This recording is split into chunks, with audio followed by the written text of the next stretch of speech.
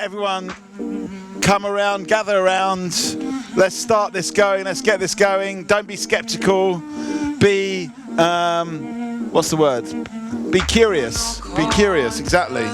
Come and get involved. You're our first punters of the day, so yeah, definite round of applause. So as I said, my name's Mikey. Let's get some other names here.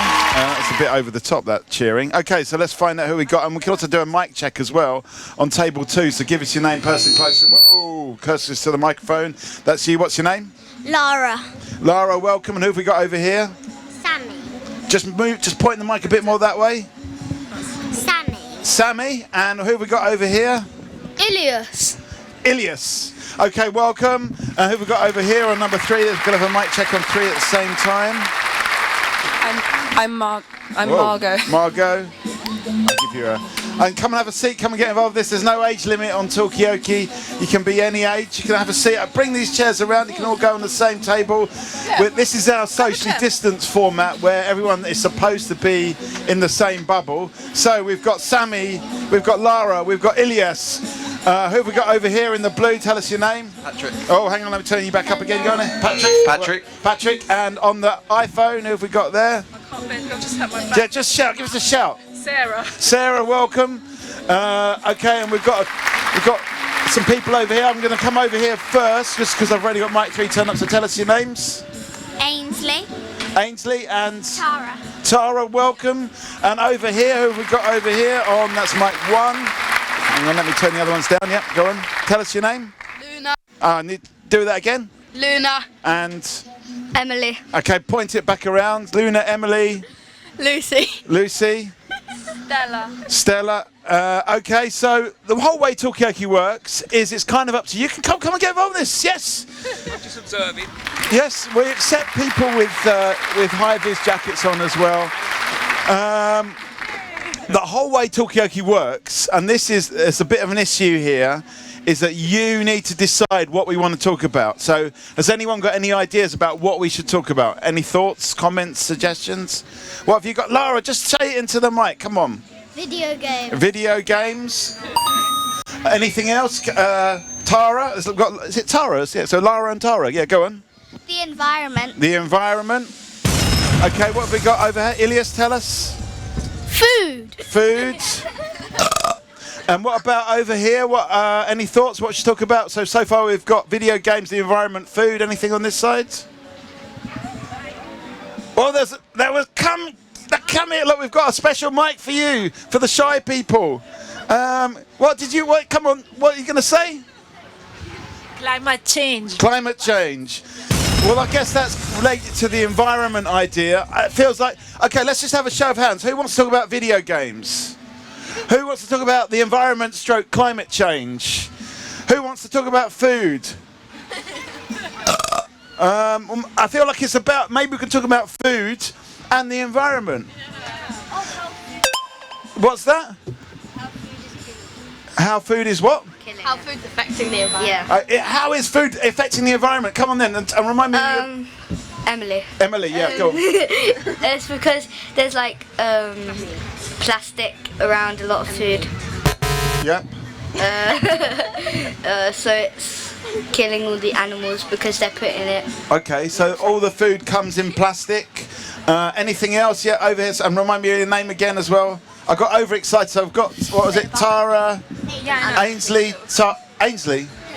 Tara, Ainsley, Patrick, I remember, Sammy, Lara, Ilias, and what was it? Stella. Stella, tell us, Stella, what do you think about all of this? Food, the environment? So the food is obviously affecting climate change because we eat too much meat, and that means losing farmland and causing... Okay, so we actually need to eat less meat. Do people agree with Stella? Do we need to eat less meat? There's general nods over here. Everyone's nodding about that. So is it that simple? Is that how we solve climate change in one go? Just eat less meat. Okay, over here, come on then, Tara. Or Ainsley, go on. Yeah. So, climate change, not all about food, but when we're focusing on this subject, we tend to look at plastic.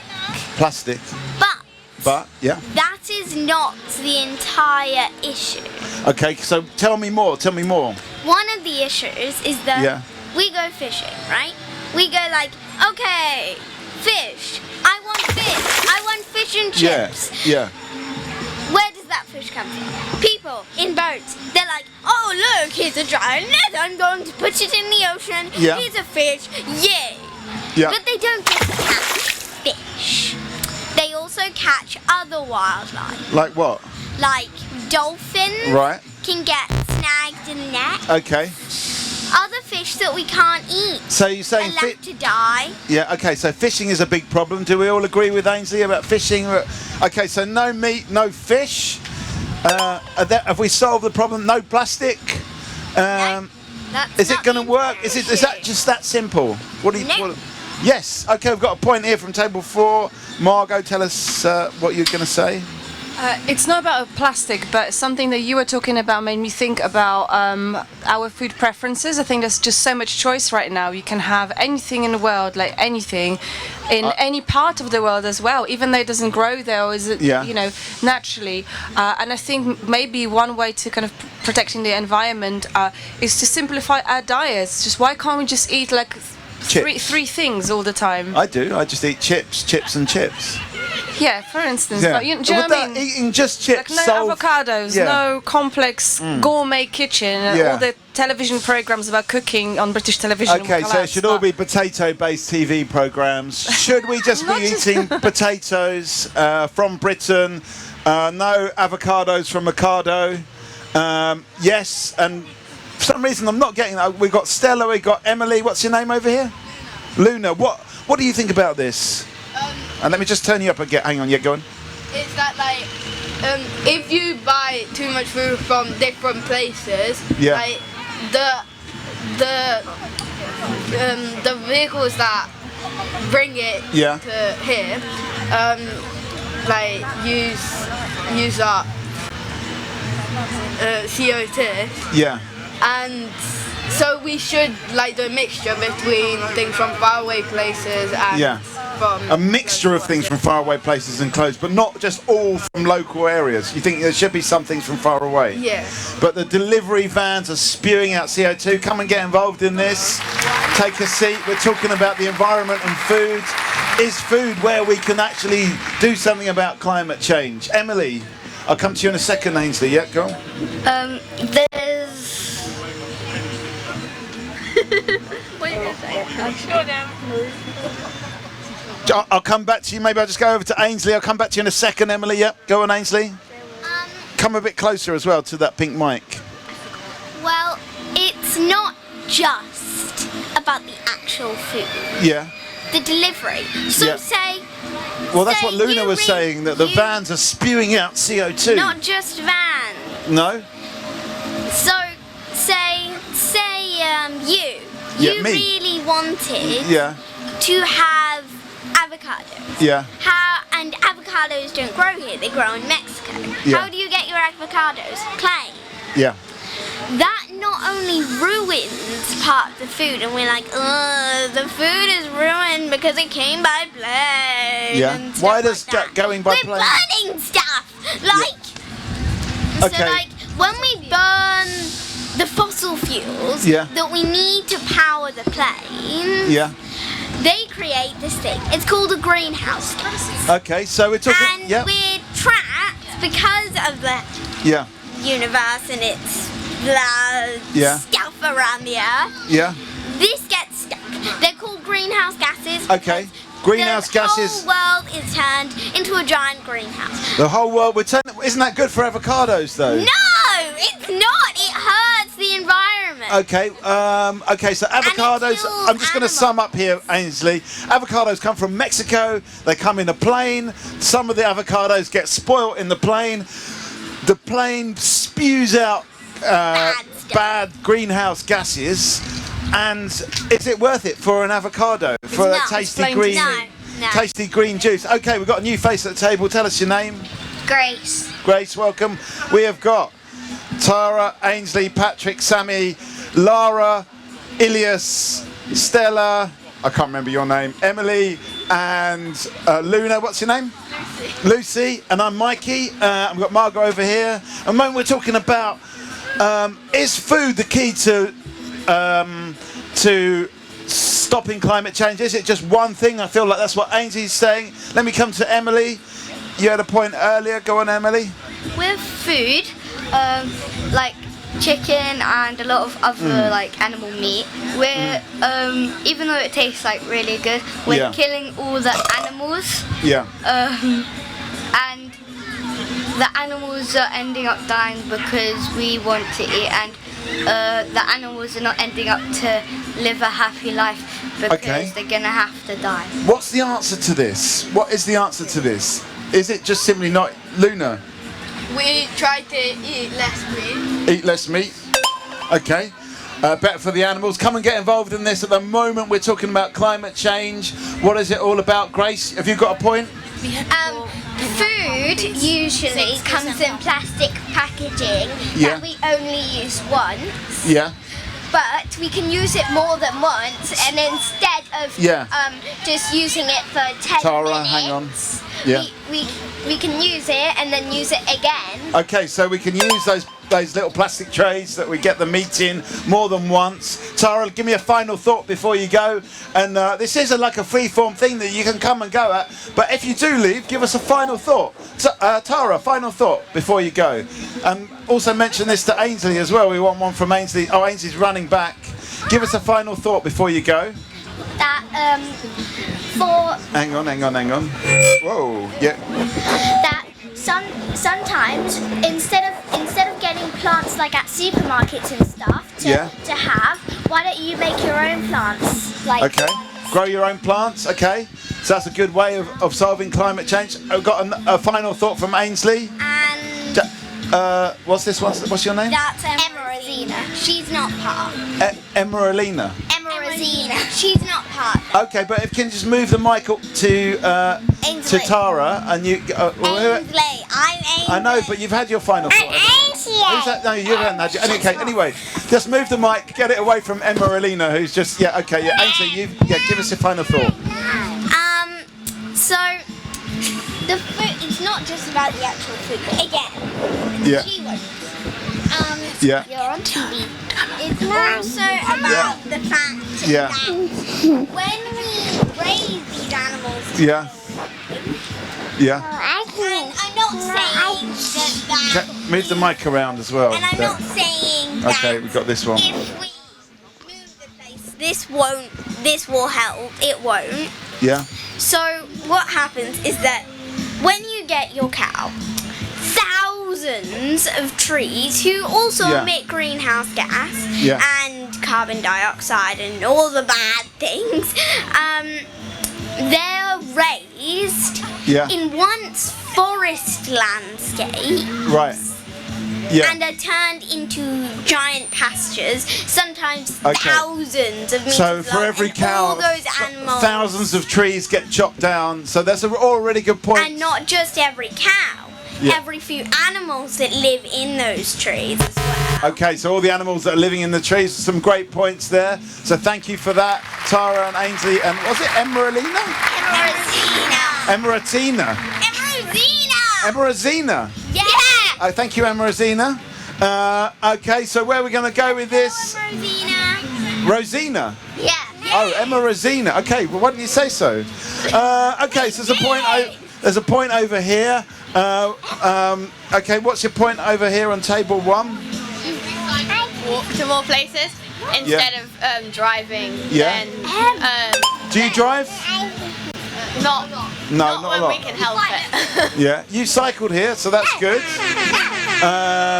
Okay, so cycling and walking is part of this as well. Lara, you got a point over here. Go on. Food transportation don't only take out Who's messing with these mics? Maybe it's this microphone. I was trying to put it near you. Okay, no, please don't. Okay, yep, go on.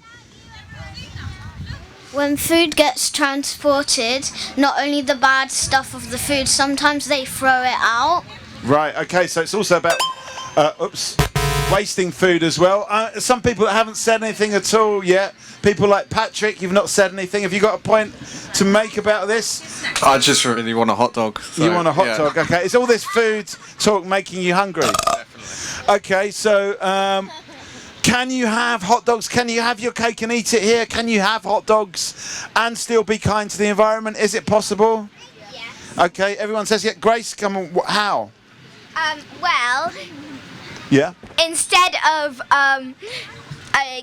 getting them in the plastic packaging, you could get them with the cardboard. Okay. And the paper, like they do in the German sausage. Okay, so in German sausage, big up German sausage. No plastic packaging.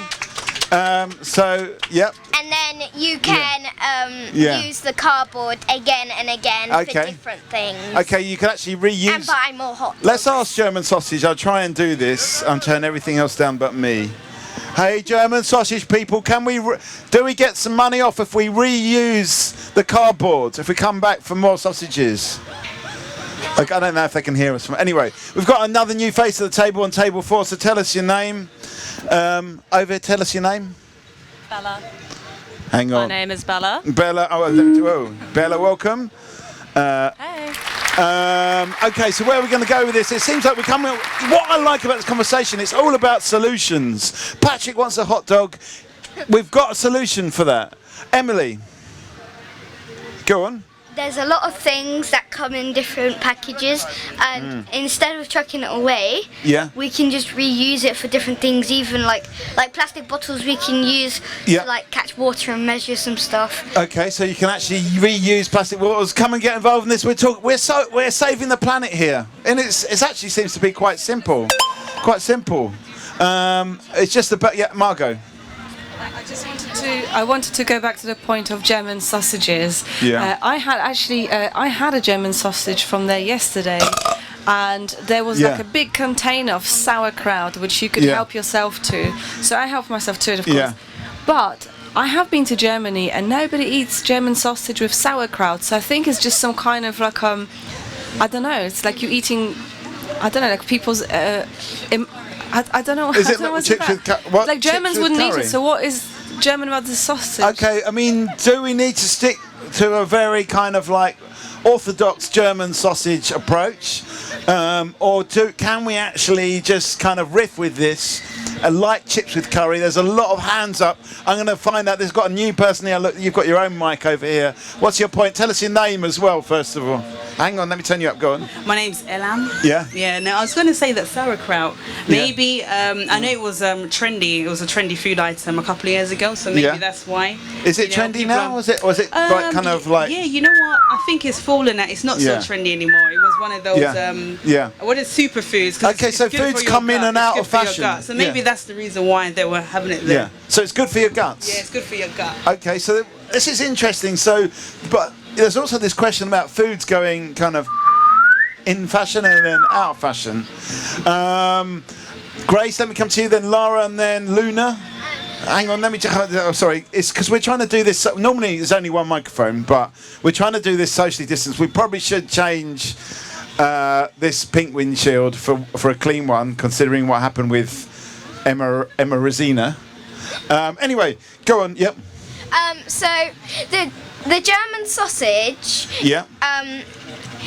should be actually more like Germany, because it is called German sausage, and because of the name of the shop, if it's not a German sausage, you think that's it's a bit. They should call it an England sausage if they had from England. Well, maybe like an Anglo-German sausage. Yeah. I don't know. Okay, so I'm going to get say. German sausage. Okay. Then go with German sausages. Yes, we can do. Of course we can. The whole point of Talkaoke is up to you. Do we want to talk more about food fads and food fashions, or the environment, or maybe these things are linked? Are we eating foods that are better for the environment or better for our health? Let me go Lara and then Luna and then Ilias. Yeah, go on. Yeah. The food, the packaging is good, but I think it's just called German sausage because it's just like one of those names that don't just make sense. Okay, so it's more about the marketing, really. Let's not get too hung up on whether it's German or... If you say, like, if you have a dog and you call it, this is not a dog. It's just a name. Okay. All right. So, I mean, dogs have got... You've got a German Shepherd, for example, that's not necessarily German, for example, just to throw that one in. Oh, no, whoops. So, I mean, we've got these points about, do we need to be strictly orthodox about the German sausage? Does it need to be strictly German? Or is it just a name, says Lara? There's a point from Luna, and then we've got some points over here. Have you got a point? Is it still... Yeah, go on then, Luna. Sometimes you buy too much food, and then you just put it in the fridge or something, and then you don't really use it, so it starts like get moldy and things. That would definitely happen if I had some sauerkraut in my fridge. It would just sit at the back, you know. Yeah. Then you have to just waste the food. Exactly, and that's no good. So we're also talking about food waste, so it does actually relate to the environment. Are these fashionable foods actually bad for the environment because they are yuck? Was there a point, Ellen? Ellen, you had a point, didn't you? And Bella, did you have a point? I was just going to say... whoa, yeah, go on. How boring would it be if things were so strict? You know, you wouldn't be able to have Chinese takeaways. You know, you wouldn't be able to have like Korean barbecue fried chicken because, you know, according to your point, you'd have to name everything. You just have to call it an English sausage or an English fried chicken or like you wouldn't be able to get the sort of interest. I don't know. I don't think you should be strict with food. Okay, so we shouldn't be too strict about food. Yeah. Okay, maybe that's one of the points here that we're making. Was there a point? Yeah, hang on. Yep, Bella. English sausages, for example, you know there's Cumberland, and I mean, if you had an English sausage station here, what do you think it would look like, and what would you think would be on the sausage? Okay, let's just have a quick. We should have a quick show of hands. Would you go for a German sausage or an English sausage? Who says German sausage? Who's more in the Who would more go for an English sausage? I think there's a market for both, but I think the Germans. I think they're right to brand it as German sausage because you're going to get more people coming by the looks of it. Okay, I'm getting very confused. I know we were talking about the environment, which is probably a more important issue than sausage. But Ilyas, let me just come to you, and then go on.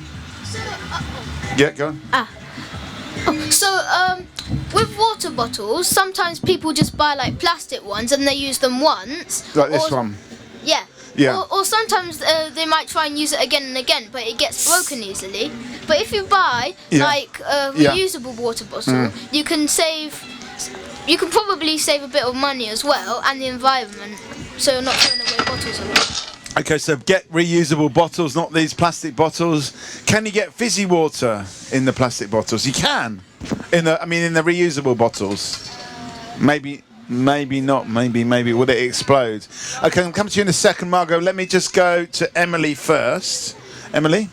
You can get plastic bottles, but I think if just like reuse them because then use them again and again and again. Because if you're just going to use it once, there's no point of buying a plastic bottle. Yeah, okay, I'm going to turn that. That's a bit loud, that sound effect. Okay, so you've got a reusable bottle there, and it's matching as well. So let's have a round of applause for that. It's actually matching your whole look, which I think is also.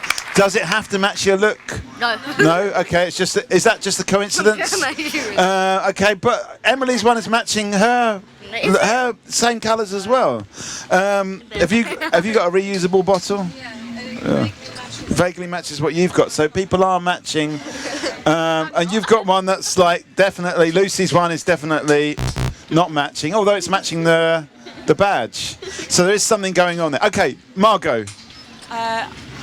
I kind of want to go back to the issue of the German sausage because I like the point that you made about it just makes sense to call it a German sausage. Yeah. But I wonder, like, if we were in England and the sausage was, like, what makes the sausage German is the person who fries the sausage. If they're German, does it give legitimacy to the sausage, or could it be like a Chinese person frying a German sausage and the sausage on the territory of Britain? What makes the sausage German? Yeah, I mean, what about the fryer, the human being that that heats the food up? Yeah. Don't they kind of give some kind of indication. Yeah, okay. I mean, this is a very good point, but I just want to also say, we were talking about saving the planet, and this Talkaoke is up to you to decide what you want to talk about. But you want to talk about what makes a German sausage German. Yeah. That's fair enough, but it's kind of up to you. We're at a crossroads here. Where do we want to take this conversation? Maybe we can link it up. How do we link that one? And good luck with that, you. Vegetarian sausages are being eaten by people changing their diets to eat less meat in order to save the planet. Yeah. So now let's segue into the environmental talk again. I mean, can you have a vegan German sausage? Well, I think there's a gap in the market for that. Yes. Yeah. You can get a vegetarian sausage. At the German sausage store. Are you working for German sausage? No. Okay.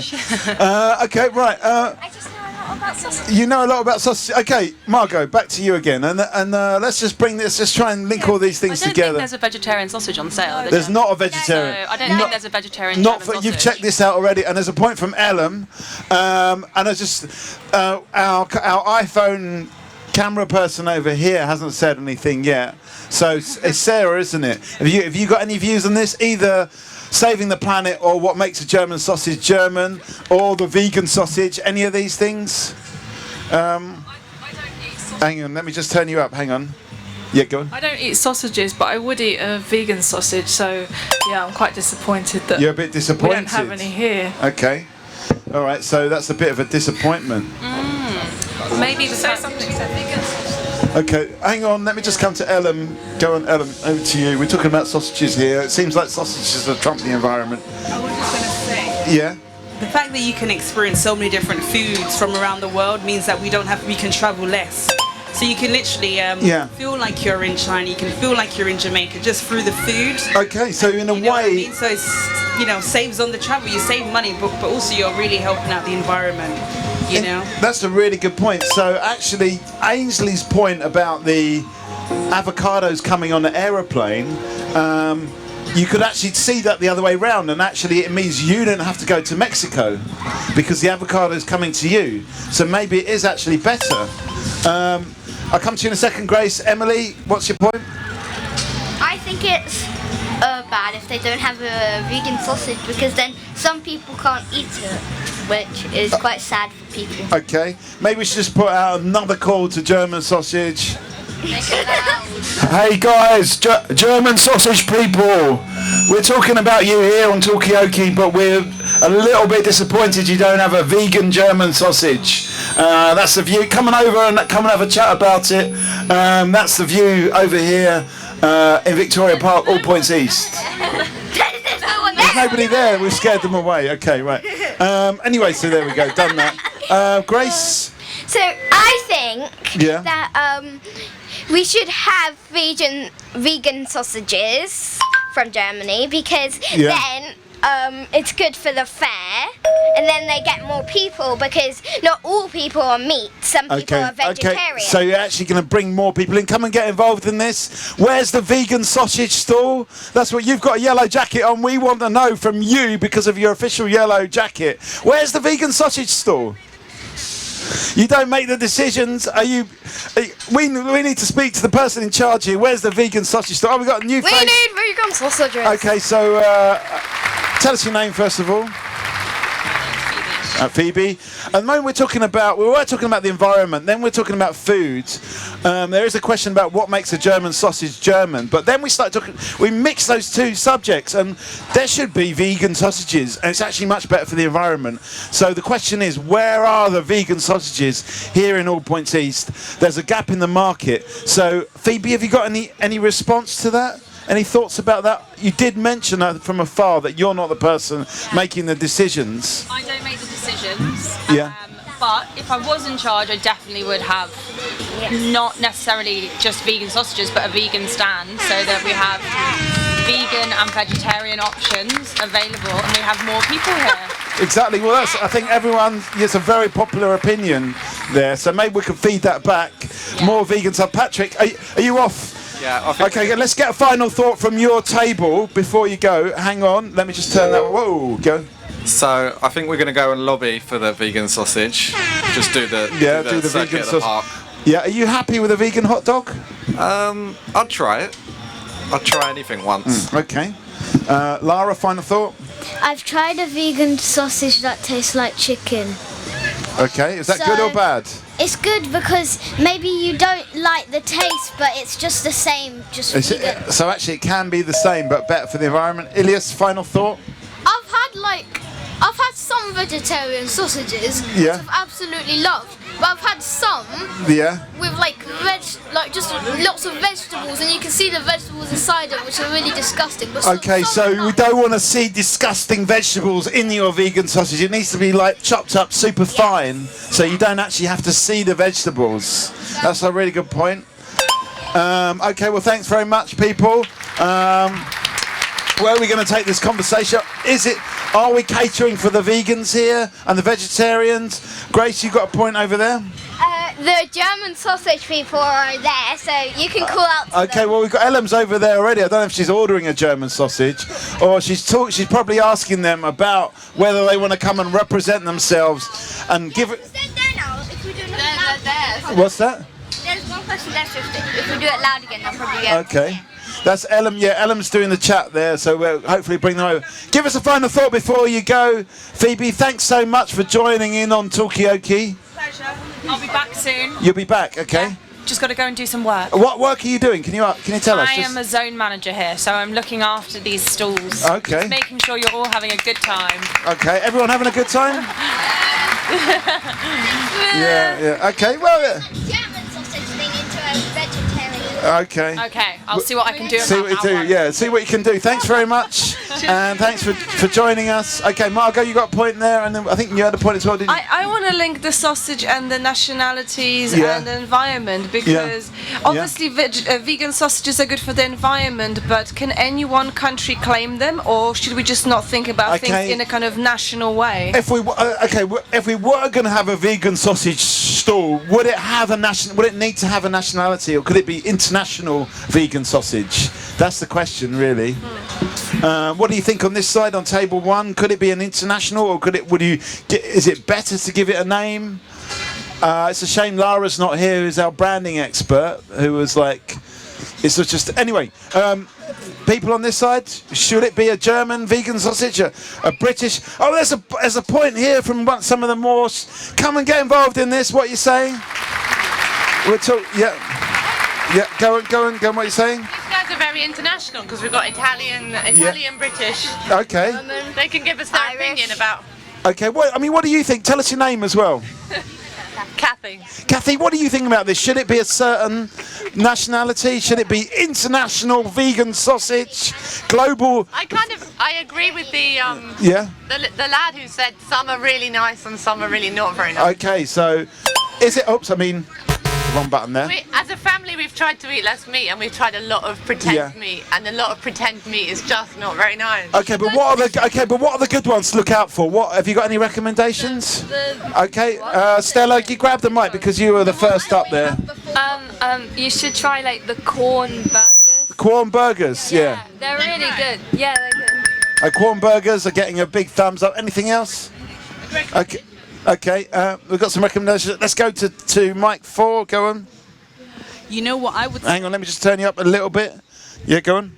Having been a vegetarian, I used to be a vegetarian maybe 20 years ago for some time, and I never liked the corn. I just thought it didn't taste good. However, recently, I tried the vegan burgers, the vegan range from Iceland. Yeah. And they're really good. Honestly, I'd recommend trying the vegan burger. It's gluten-free as well. And it's so moist, so lovely, and so cheap as well. So vegan burger from Iceland, I'd skip the corn, but head to Iceland and try there. Thank you. Grace, have you got a point as well? We could have what my dad did to me once was he made me a hot dog with a sausage, and I was like, it isn't a hot dog without a hot dog. It's a sausage in a bread. Okay, so hang on. What do you mean? I'm just but that's not go the through point. that a bit more slowly. That's not the point you're making. That's not the point. Okay. Okay, and then he made me eat a vegan sausage. Yeah. And he said it wasn't a vegan sausage. Yeah. And then I didn't know it was a vegan sausage. And when you don't know what it is, and then you taste it, it tastes good. But then I looked at the sausage, saw the vegetables, and then I didn't like it. Okay, interesting. So is it all about the description and the branding? That's a really interesting point. Thank you for that, Grace. There's a point over here, but let me just, Margot, you've got a point as well. I just wanted to ask vegetarians and people who are into veggie sausages. I mean, if you're a vegetarian or vegan, like, what is it like? Why do you want to eat things which taste like meat? Isn't surely the point that you saying I morally object to meat and I hate the flavor? I'm going to make myself hate the flavor because that represents killed animals, and I don't want that in my mouth. Why? What's wrong with eating like a baked carrot in a hot dog bun? That's it. Why all the veggies into meat? This looks like too controversial. We're getting too intermediate. It's getting too hot now for table one. But obviously, you know the drill. We need a final thought from you before you go. Are vegetarians just meat eaters in disguise that are just trying to pretend they're eating meat with the meat tasting things like the corn? Is that what's going on? Why can't they just have a baked aubergine? Give us, anyway, final thought from table one. Let's get final thought from all of you. That is Luna, Emily, Lucy and Stella. Lucy, go on. Eat less meat. Use less plastic. Drive less cars. Okay, is there anything else you got to do less of? Stella, you're left with not many other less. Oh, you don't have to. You could use less cars. Use less what? Cars. But yeah, Luna's already done that one. Don't go on the plane as much. Don't go on the plane as much. Okay. Let's travel. Let's let the avocados come to you. You don't need to go to Mexico. That's what we've discovered here. Yeah, where do we go from here? Thank you. Let me give you a round of applause and a cheer. Good to, I mean, it's a quite, I don't feel like I've done my bit yet, but, you know, we can always keep you warm, keep it fun. It's 2:20 already. How did that happen? Oh, no, we started at 2, not 1. We've only been going 20 minutes. Maybe. Grace, where do you want to take this? We've only got a few people left. I think we got a bit too hot with this, you know, when we started to ask the difficult questions about, are vegetarians really just meat eaters in disguise? Things got a bit too hot, and you're the only one left on the table now. But don't worry, I'll stay here until you close. Okay, well, fantastic. We're here till 6. That's only another 3 hours and 40 minutes. So, okay, where do you want? Either till you close, or till I go, or till I get bored. Okay. Well, we'll know that'll be a good barometer for us to keep the conversation interesting. But where do you want to take this? How are we going to keep this conversation interesting? How are we going to make it compelling? How are we going to make the change that we want to see? Go on, Grace. Like someone said before, instead of buying things from the supermarket, from things like Mexico with the avocados, or Germany with the sausages, that should be vegan. We should why don't we just grow it in our own garden? But can you grow an avocado in Hackney or Tower Hamlets for that matter? Well, maybe Tower Hamlets would be easy because it's further south. If you made a real hot section that was always in the sun and put the avocado there. Maybe you could, yeah. Or maybe you could make an avocado farm. Okay.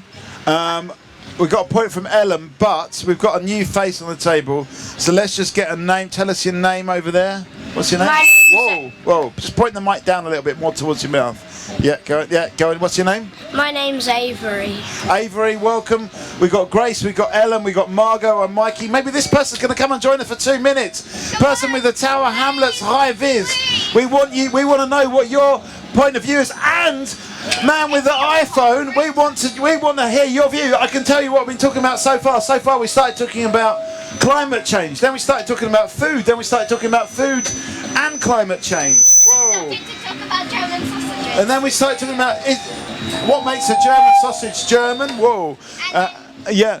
So many things. Yeah, go on, Grace. What else? What do we talk about after that? We were talking about our vegan people just meat eaters in disguise? Are vegan? That's what we're talking about at the moment. Are vegans just meat eaters in disguise? Should I ask like sausage version? Yeah, definitely. Yeah. Okay, I'm not scared to do it. We'll pull back. Okay. Yeah. Well, it probably could get halfway there. So, you've got. Are you interested in the environment, Avery? You've got a green T-shirt on. Yeah, my dad's part of the group. Part of what group? Well, he goes to some protests and. Yeah. What is he protesting about? Well, climate change. Climate. What is he saying? Because we've been talking about this a lot today. Well, he's been saying like. Yeah. Less pollution and like, loads of stuff like that. What do you agree with him? Yeah. Are you a vegetarian? No. Are you? Do you think you should be a vegetarian? I don't really know. Do you like corn burgers? No. No. Okay. I haven't. Yeah. Okay. We've got a new face at the table, so let's have a round of applause over here. Tell us your name. Avery's dad. Yeah. James. James, welcome. And actually, Avery thinks that he doesn't have meat-free burgers, but in fact, he has been eating meat-free burgers. Really? While not realising that they're meat-free. Okay. You've been cheeky about that. Okay. Hang on.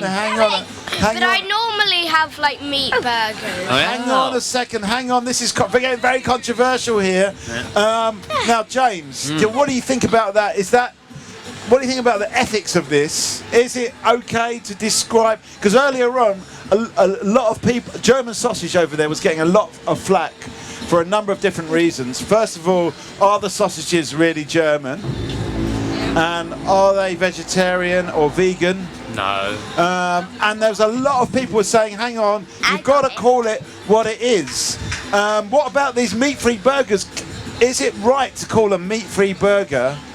If they're not meat-free. To call it meat. What's the opposite of meat-free? Meat. Is it right to call it a burger? There was actually a court case recently.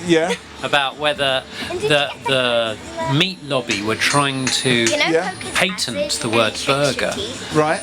And say that plant-based burgers weren't allowed to be called burgers, but the court decided that the burger actually describes the shape and not, in fact, the meat. Okay, so you think you're definitely within the law, and you're definitely, the law's on your side in this case. Margot, you've got a point over here. Yep. I'm interested in the ethical side of stuff, and I just got a question to people. Is it okay to lie to? What is it? First of all, what is it ethical? What do you mean ethical? I know I said it as well, but ethical. It kind of means that kind of talks about what's the right thing to do and what's the wrong thing to do, just like in general in life. Yeah. And here's my question about lying, not just to children, but like to people in general. Is it okay to lie if by lying to people you protect the environment? Yeah. So you're That's my question. You're being a little bit of a cant, I think. But I don't want to be canty about it, but this is canting. Okay, so Grace, what do you think? Quickly before I forget everything. So she, the person who makes the sausages, isn't the boss of the place. That's what Phoebe said as well, isn't it? And if she was a boss, she would make a vegetarian stew as well. Okay. And she can't come over to discuss it because she's the only one there. Okay, well, I mean, obviously the boss is not watching. It's a good repertoire work.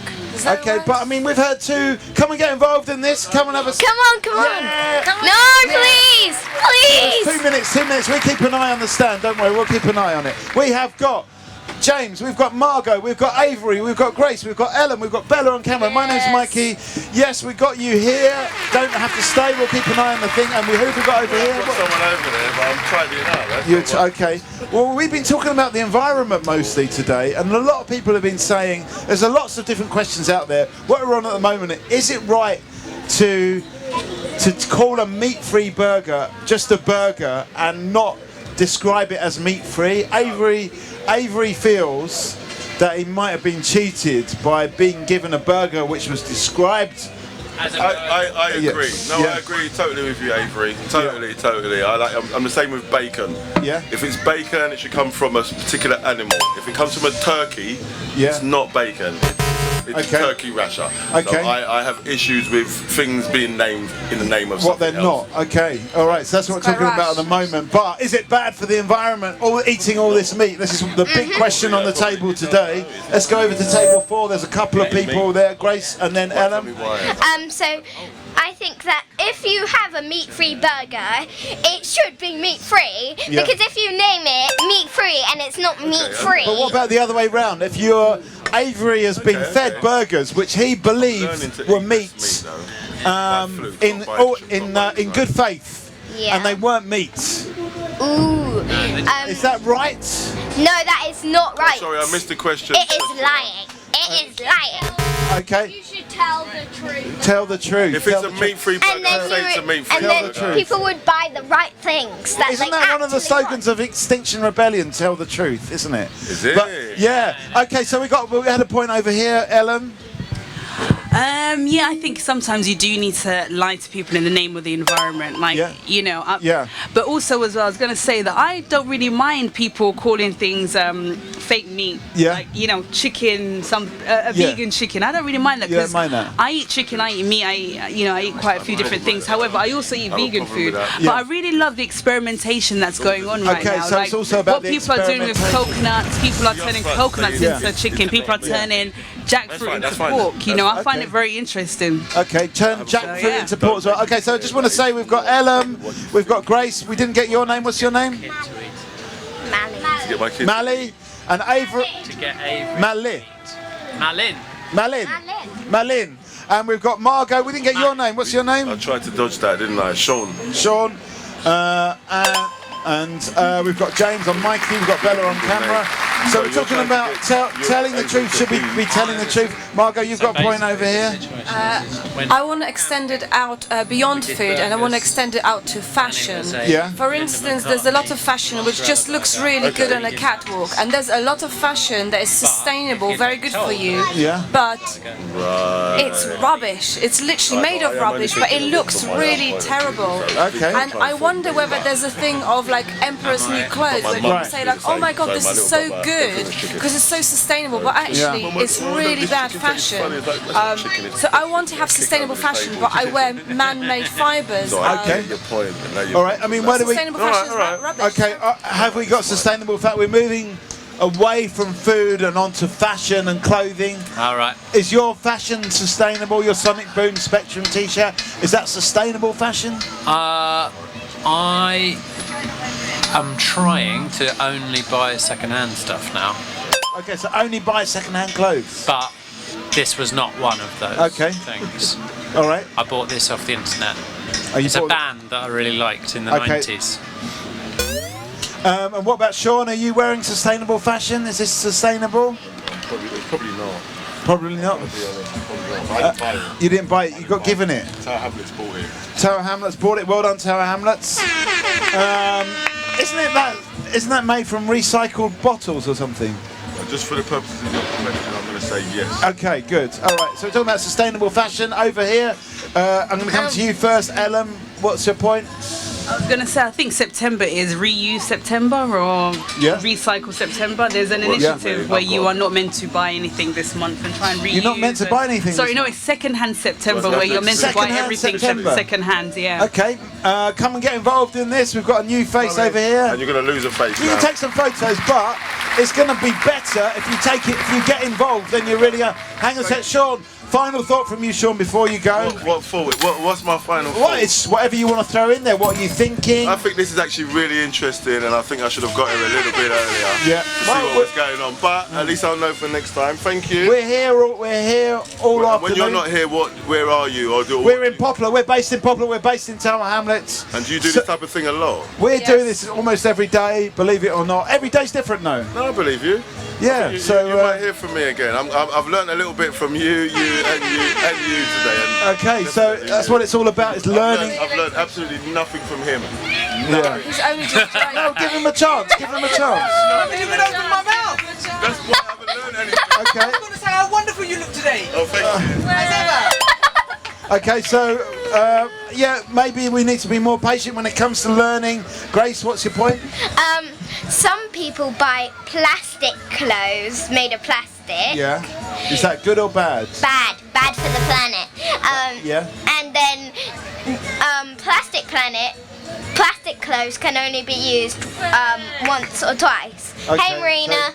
So it's bad to use plastic clothes. Okay, we need to do a quick round of. You can buy clothes. Yeah. Like another reason not to buy plastic clothes is because when you wash it in the washing machine, it produces a lot of microplastics and microbeads that then can't get back in the clothes. Then they go down the waterway in the sea, where animals like whales and dolphins eat them and then die, which is also very bad. Okay, so actually plastic clothes are killing dolphins. Are we aware of this? There's lots of hands raised, but I'm just quick to round of names. We've got Bella on camera, we've got Ellen, we've got Grace, we've got Malin, we've got Avery, we've got Margot, we've got a new face over here with 2 cameras. Did you get those second hand? No. You know, it's a learning process. You know, maybe your next one will be second hand. It's second hand September. I have got second hand cameras. Tell us your name anyway. Kois. Yes. And we've got another new face over here. Tell us your name. Marina. Yep. And we've got James and Mikey. At the moment we're talking about second hand Saturday. We're talking about plastic clothes are actually. I didn't know that they're actually killing dolphins. I learned from a book. Yeah. Go on, Ellen.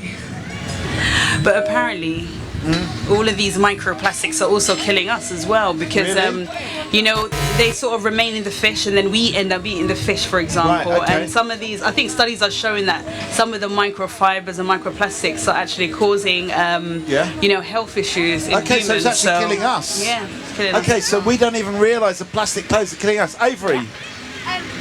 It's much better to get like either second-hand t-shirts or recycled t-shirts made out of different things that you can use to make stuff like plastic bottles or like recycled fabrics or stuff like that. Okay, so plastic. But if we wear plastic clothes, what about the fact that it's killing the sea life? Should we just maybe put them all in a big plastic bag? How do we deal with this? I think we've made them already. They're already out there. Yeah. Don't buy any new ones. Yeah. But use the ones that are already out there for as long as you possibly can. Yeah. Yeah. But without washing them. No, I think you should probably wash them as well, because then that makes them continue for a bit longer. Okay. But but there is this problem with the microplastics, definitely. Yeah. But like people get the different problems kind of mixed up together quite a lot. So like there's ironies in terms of the things that are better for biodiversity. That's all of the things living. Yeah. The things that are better for biodiversity aren't necessarily the same things that are better for low carbon, right? Which is what stops, what prevents or makes less the global heating.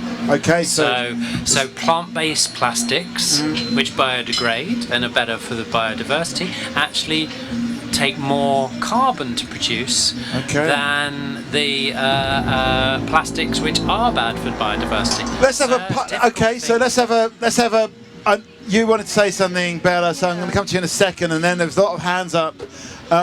What do we think? Is it better to stop climate change or to stop the animals dying? What do you think? What's more important? Let's have a show of hands. Who thinks the animals dying is more important? Who thinks climate change is more important? Ooh, more people saying climate change. Okay, both. Can you have both? Can you have both quickly, Avery? I don't know. Don't know. Okay, Bella, you had your hand up. You've not said much. Whoa. Oh yeah, no, I was going to say, it was Grace. Thanks so much for teaching me about these microbeads and that whole process. I had no idea actually, so now I'm much more conscious. Yeah. But I think what's interesting is like the whole priority of, yes, we want to try and save the environment, and climate change is happening, we're trying to prevent that, but then actually when a global pandemic comes into play and we're saving human lives because of this deadly virus, we're using tons and tons of non-biodegradable, non-recyclable PPE masks that are just being scattered around because they're one use only, etc. So maybe we need to think about a way to reuse that in a useful... So suddenly when the pandemic comes, we forget about all the plastic and all the waste, and we're more about masks, disposable stuff, PPE. Okay, there's a point over here from you, Ellen. You've been patiently raising your hand, and we're going to come to Malin afterwards. It's not said anything yet, so come on. Hang on, let me turn you up. Yeah, go. Yeah. You can buy this bag that you can put in your washing. So basically you can put all of your plastic clothes into this bag, and it stops all of the microfibers or microplastics from going into the water system. Yeah. It's a bit pricey, this bag, but how much is it? I think the last time I checked it was about 20. Oh, it's only £6. Oh, it's not so expensive. Okay. Oh, okay. So you can find cheap. All right, I'll have another look because Is it just a bag? I think I guess it's a bag that must allow soap through. Yeah. But prevents the plastic. You know, I'm guessing there must be some technology. Can't we just use like an ordinary bag? But then how would the soap get through? I don't know. My question, I'm just thinking that, trying to save a bit of cash here. Let's go to Malin because you've not said anything yet. So welcome, Malin, to this conversation, and I'll give you a round of applause. What's your point, Malin?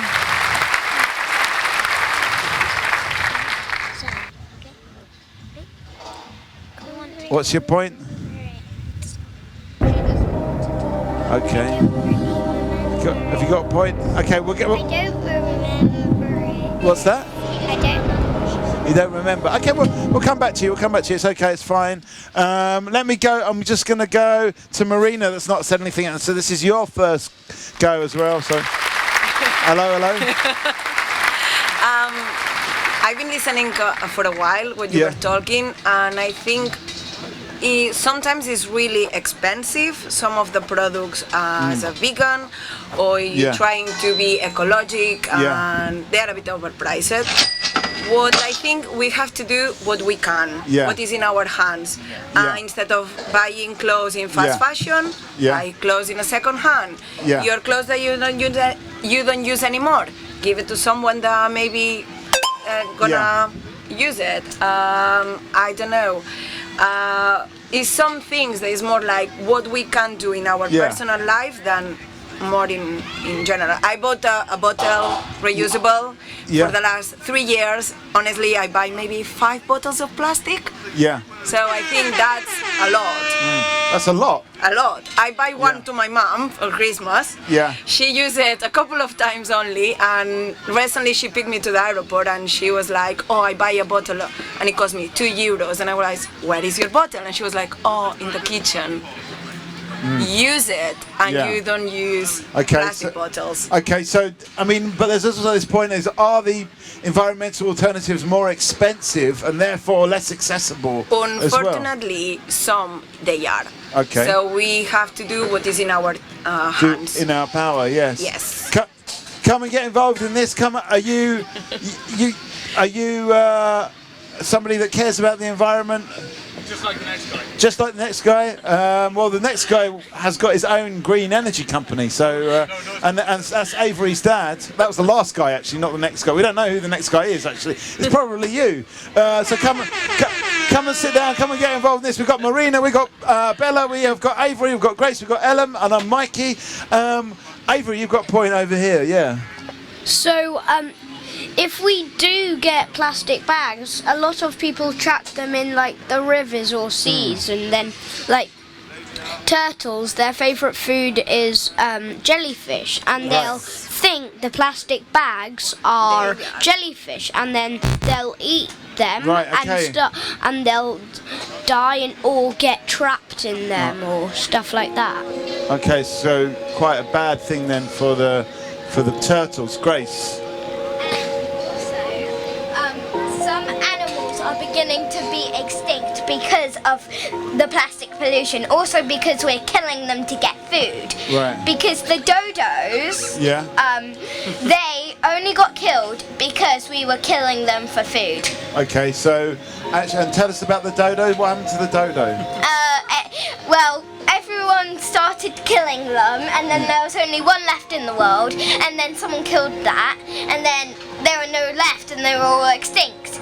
And there are some endangered animals in the world that we are saving, but there are still some more that we need to save. Okay, so we need to think about these animals. Animals are dying. The dodo is no more. Bella, I'll come to you. Yeah, go on. Just like flipping back to our previous conversation when we were talking about, food fusions and can you label something as German I'm just looking over there and there's actually a Yorkshire burrito. Okay. And I mean, when I think of burrito, I'm thinking, Mexican, South American, not Yorkshire. This is not really sad music for, yeah. It is quite sad that you think that's quite burritos sad? had to be brought down by Yorkshire. Okay, we've got some new faces to the table, so let's have some round of applause and some cheering. Okay, so we're gonna get some names in. I'm gonna give you this mic over here.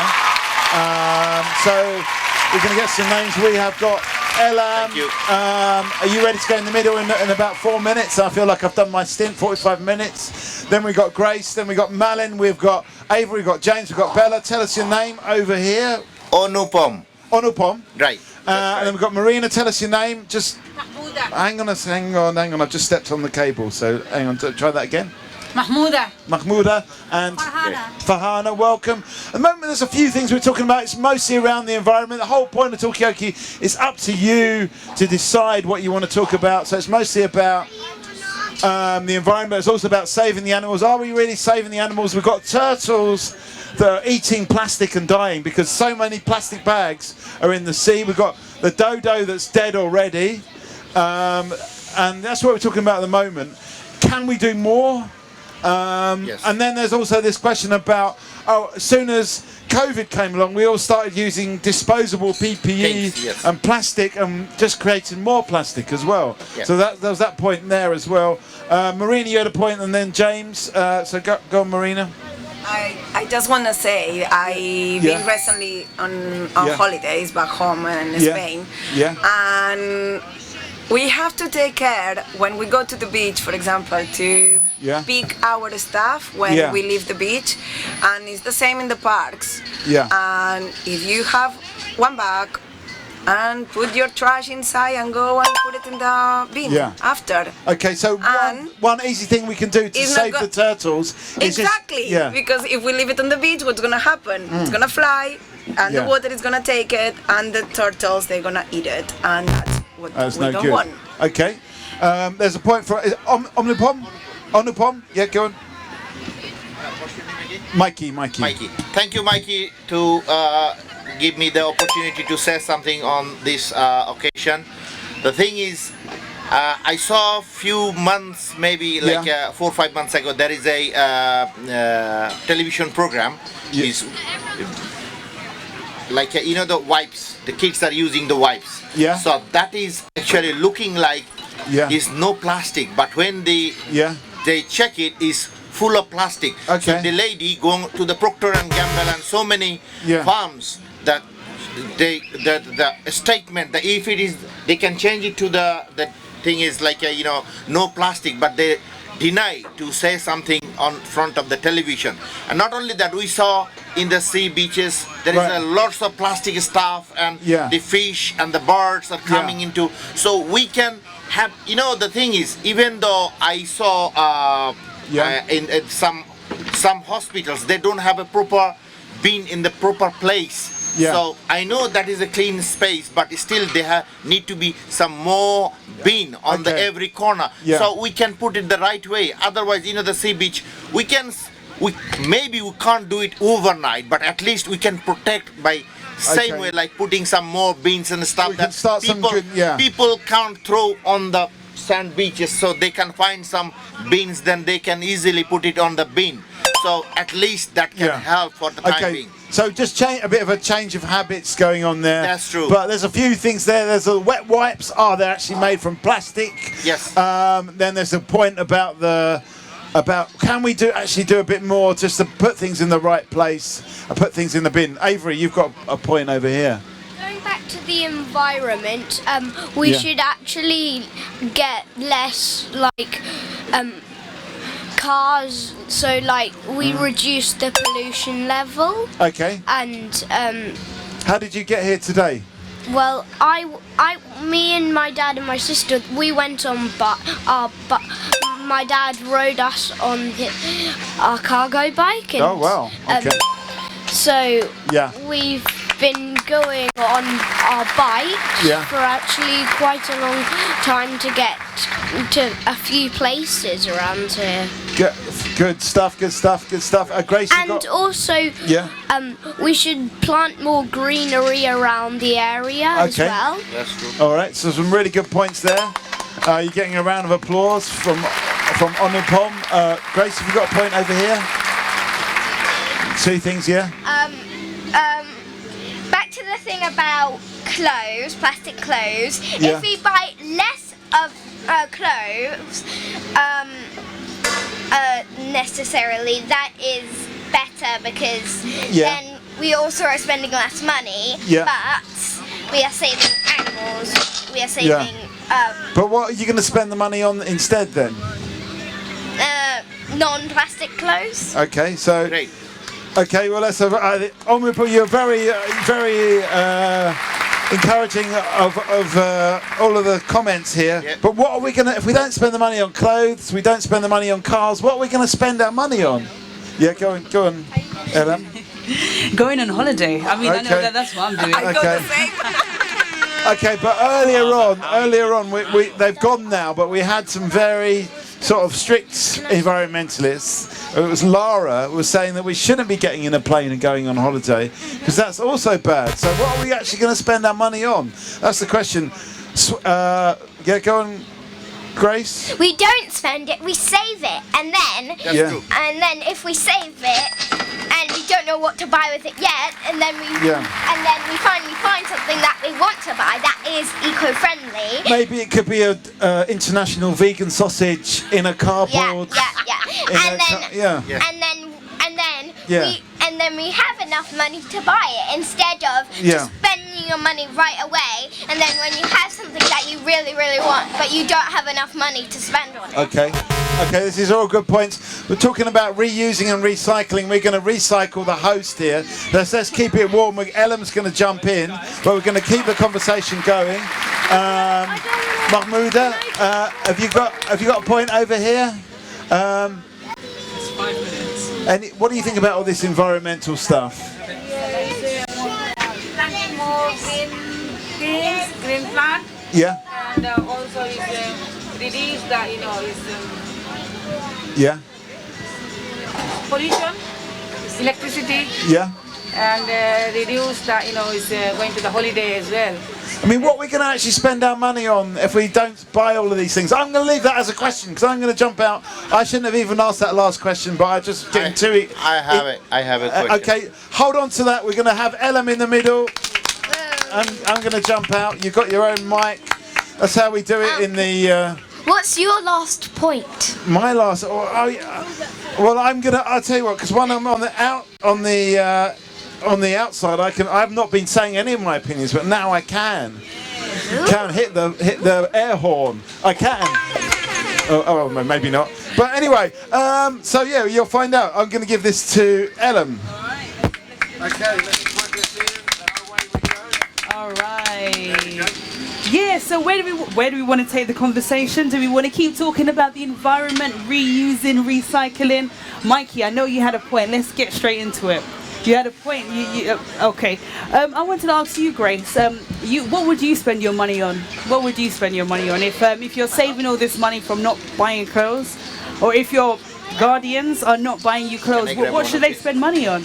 Well, maybe we should spend more of our money on greenery places. Okay. So I would spend my money on seeds to grow plants.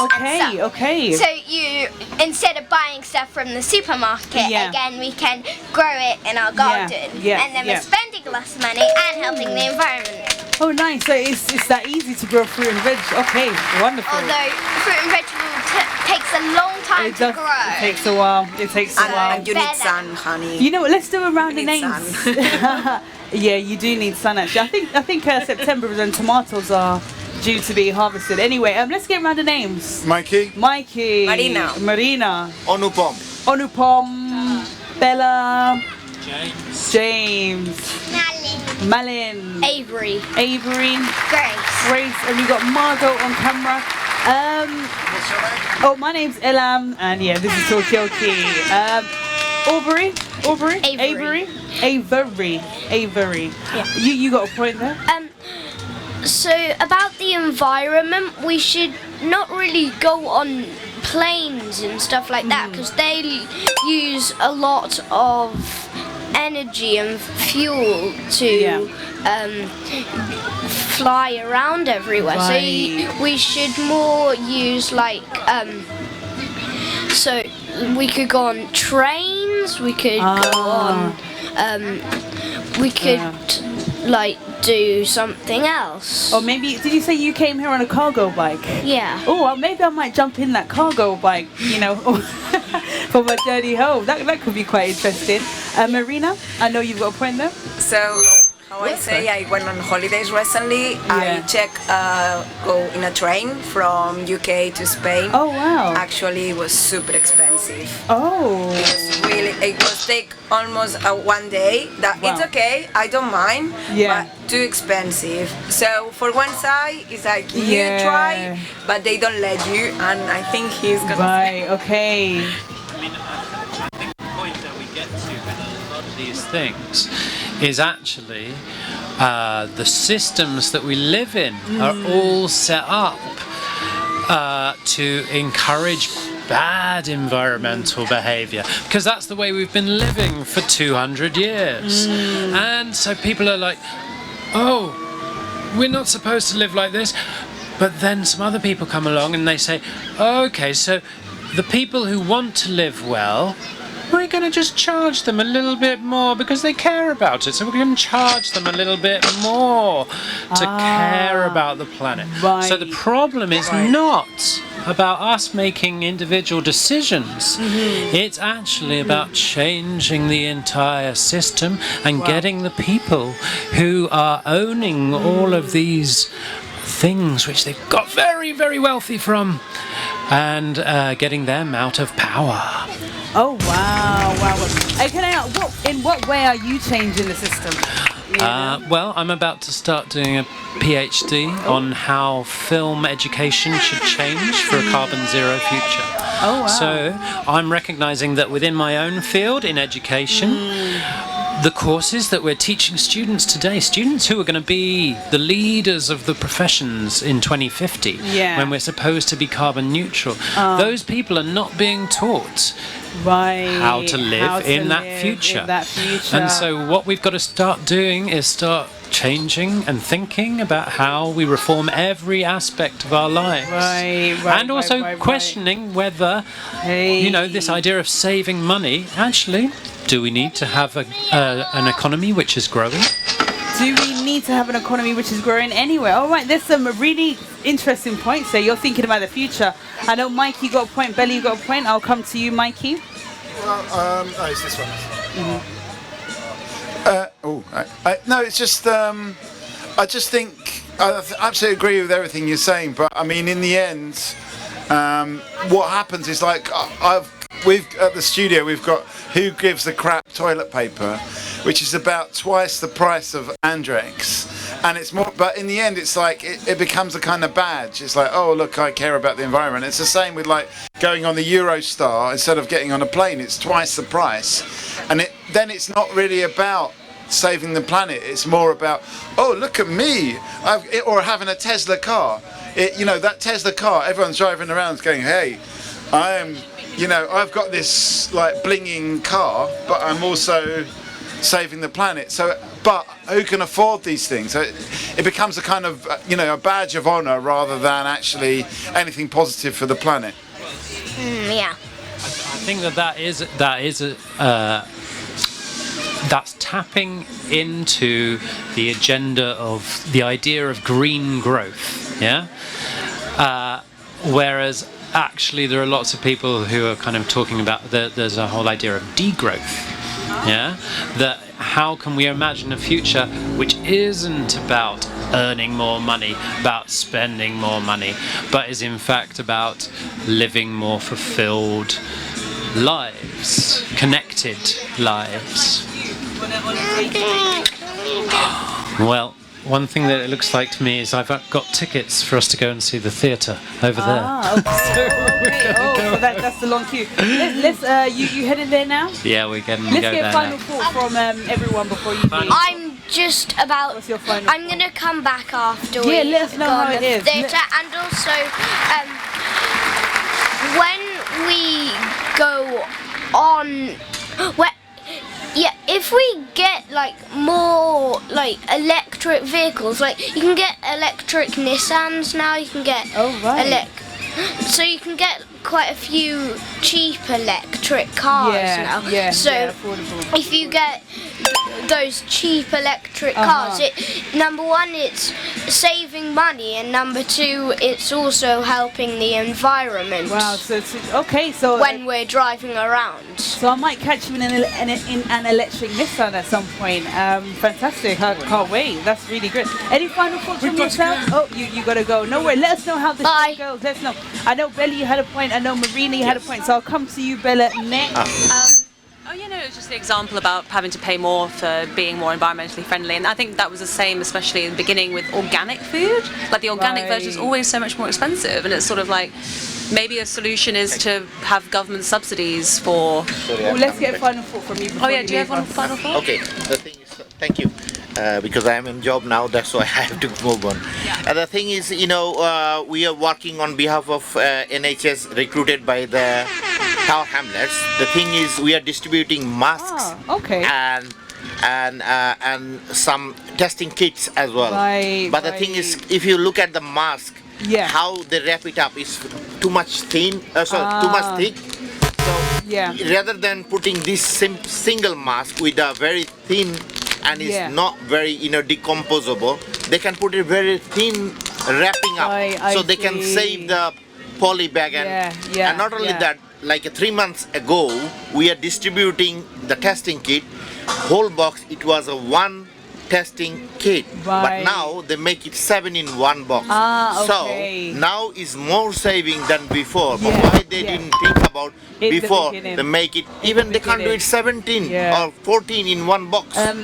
So they can save a lot of plastics, lot of electricity, something on. Are you giving away a mask? I do actually need a mask, so if you are giving a mask away, I would like to take that. That's I would like to great. take one. And actually, if you have one, all our colleagues are doing great job, as our duty is to take giving away. So we are making awareness to the community. I will grab one of those. Yeah, thank you. Thank you very much. So hopefully, and whoever around us, if you would like to do the vaccine, today is the last day.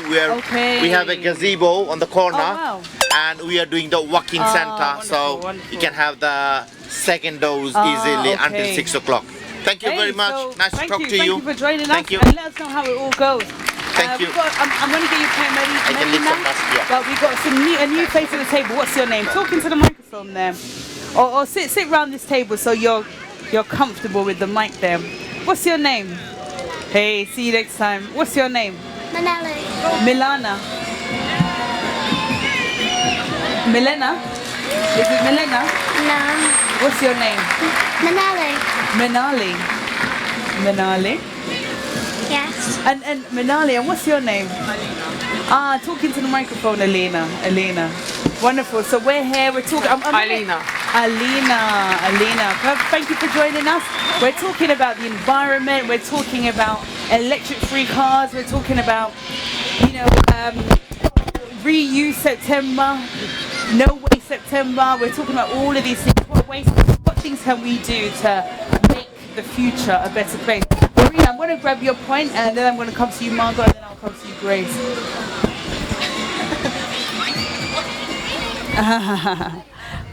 What I was saying before, it was like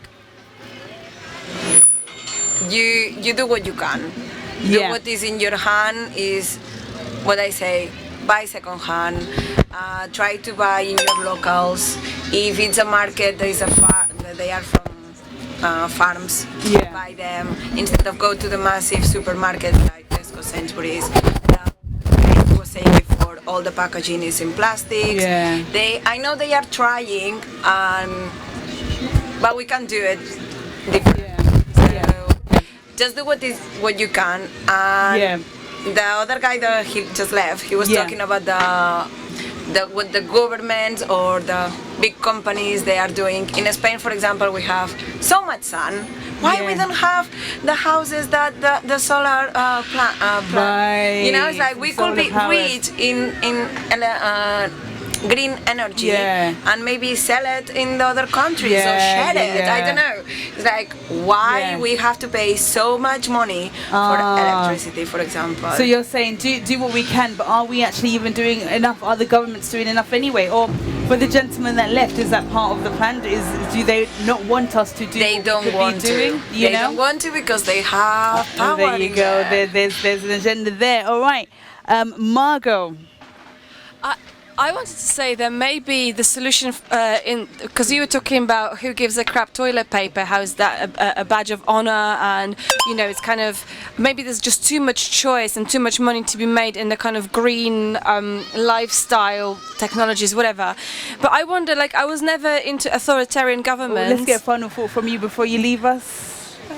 But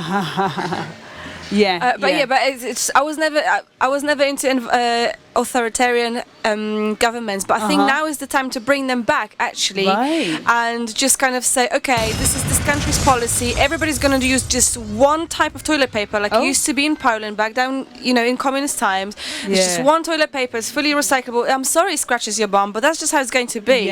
Because we're not going to allow any other paper to come through. And if you buy this paper, the money goes directly to the government, and then they can invest in solar panels. That's going to be a little bit of a pain in the bum. The government should be a little bit more authoritarian. I mean, what do you think, Alina? I know you're leaving us. I don't know if you have any thoughts about anything you've heard today, but what do you think? Should we all just be using one toilet paper that's beneficial, that's been proven to be beneficial to the environment? I mean, what do you think about the environment? Are you doing anything to think? Are you thinking about the future and the future of the world? Any thoughts, Alina? No.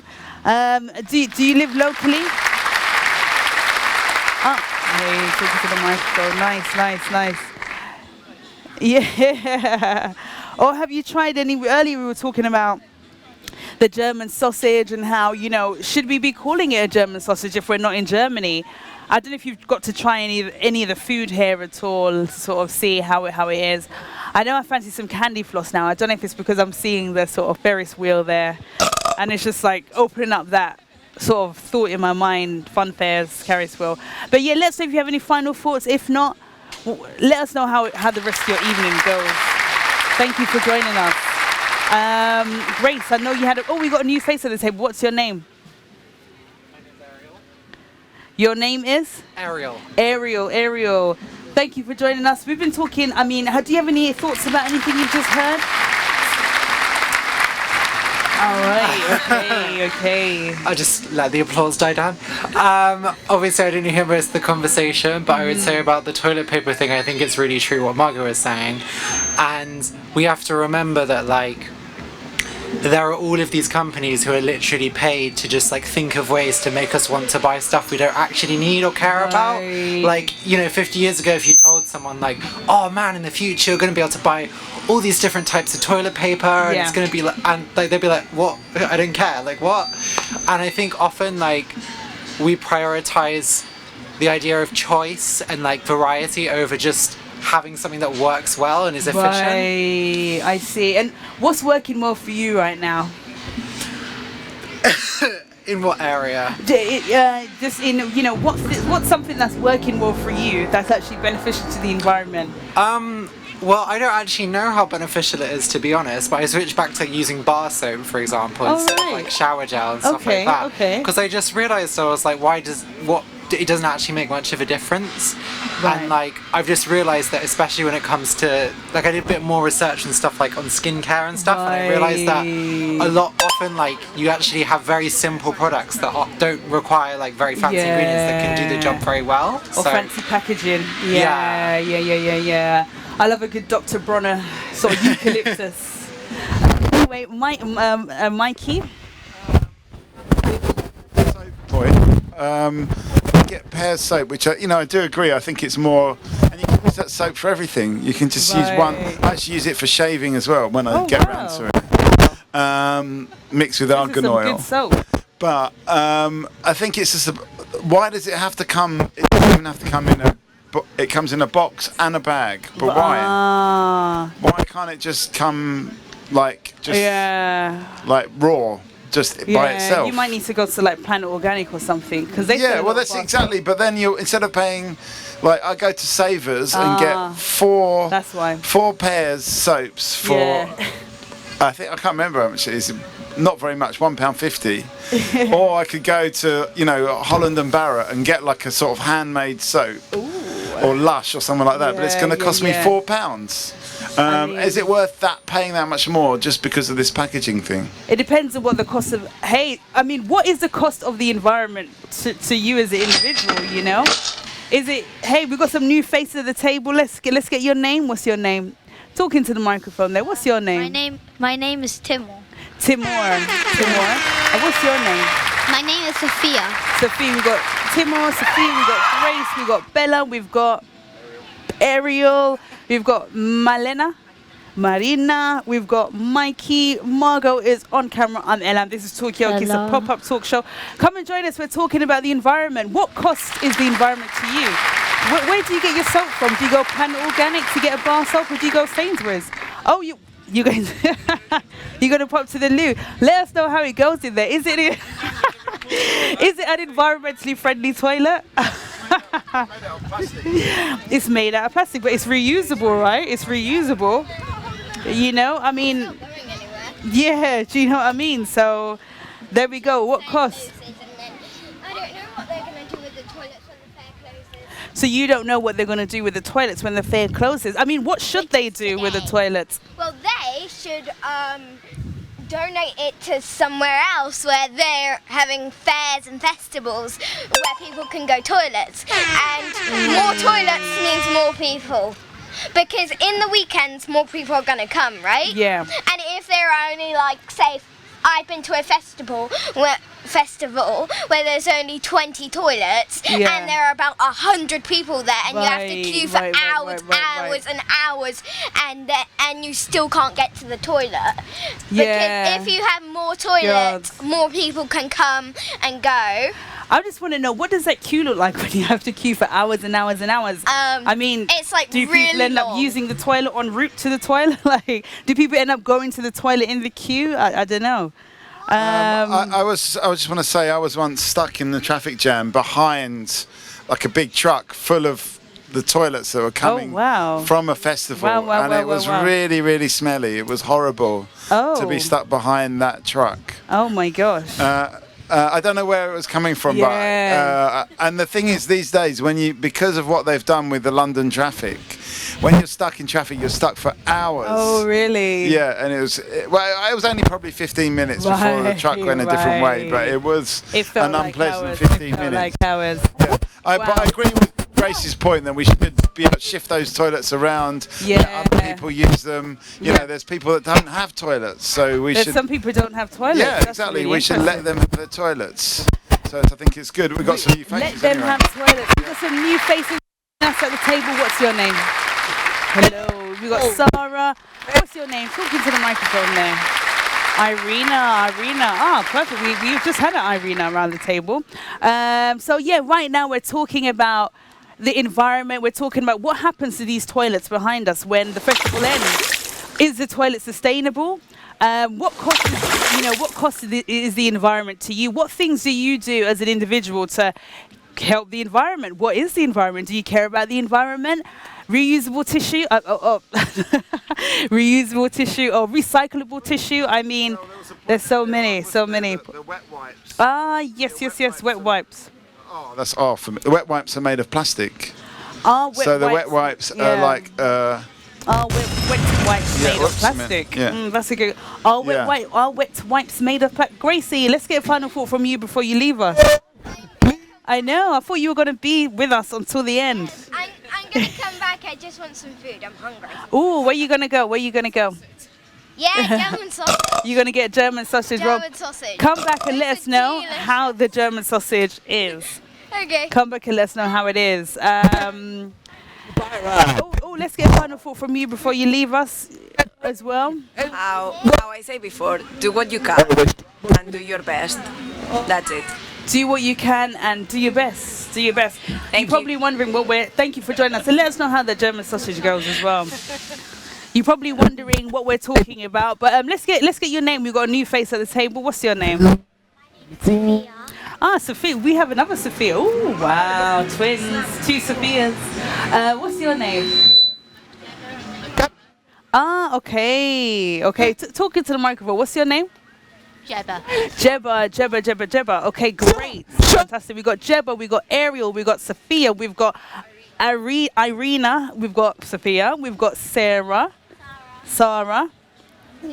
Tim, we got Margot, we got Bella on the camera, Mikey, I'm Elam. This is Talkaoke, it's a free-form talk show. And yeah, you can talk about anything, but today we've been talking a lot about the environment.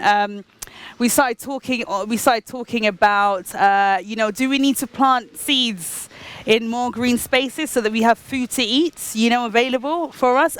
Margot, you got a point there. I'm going to jump straight to you.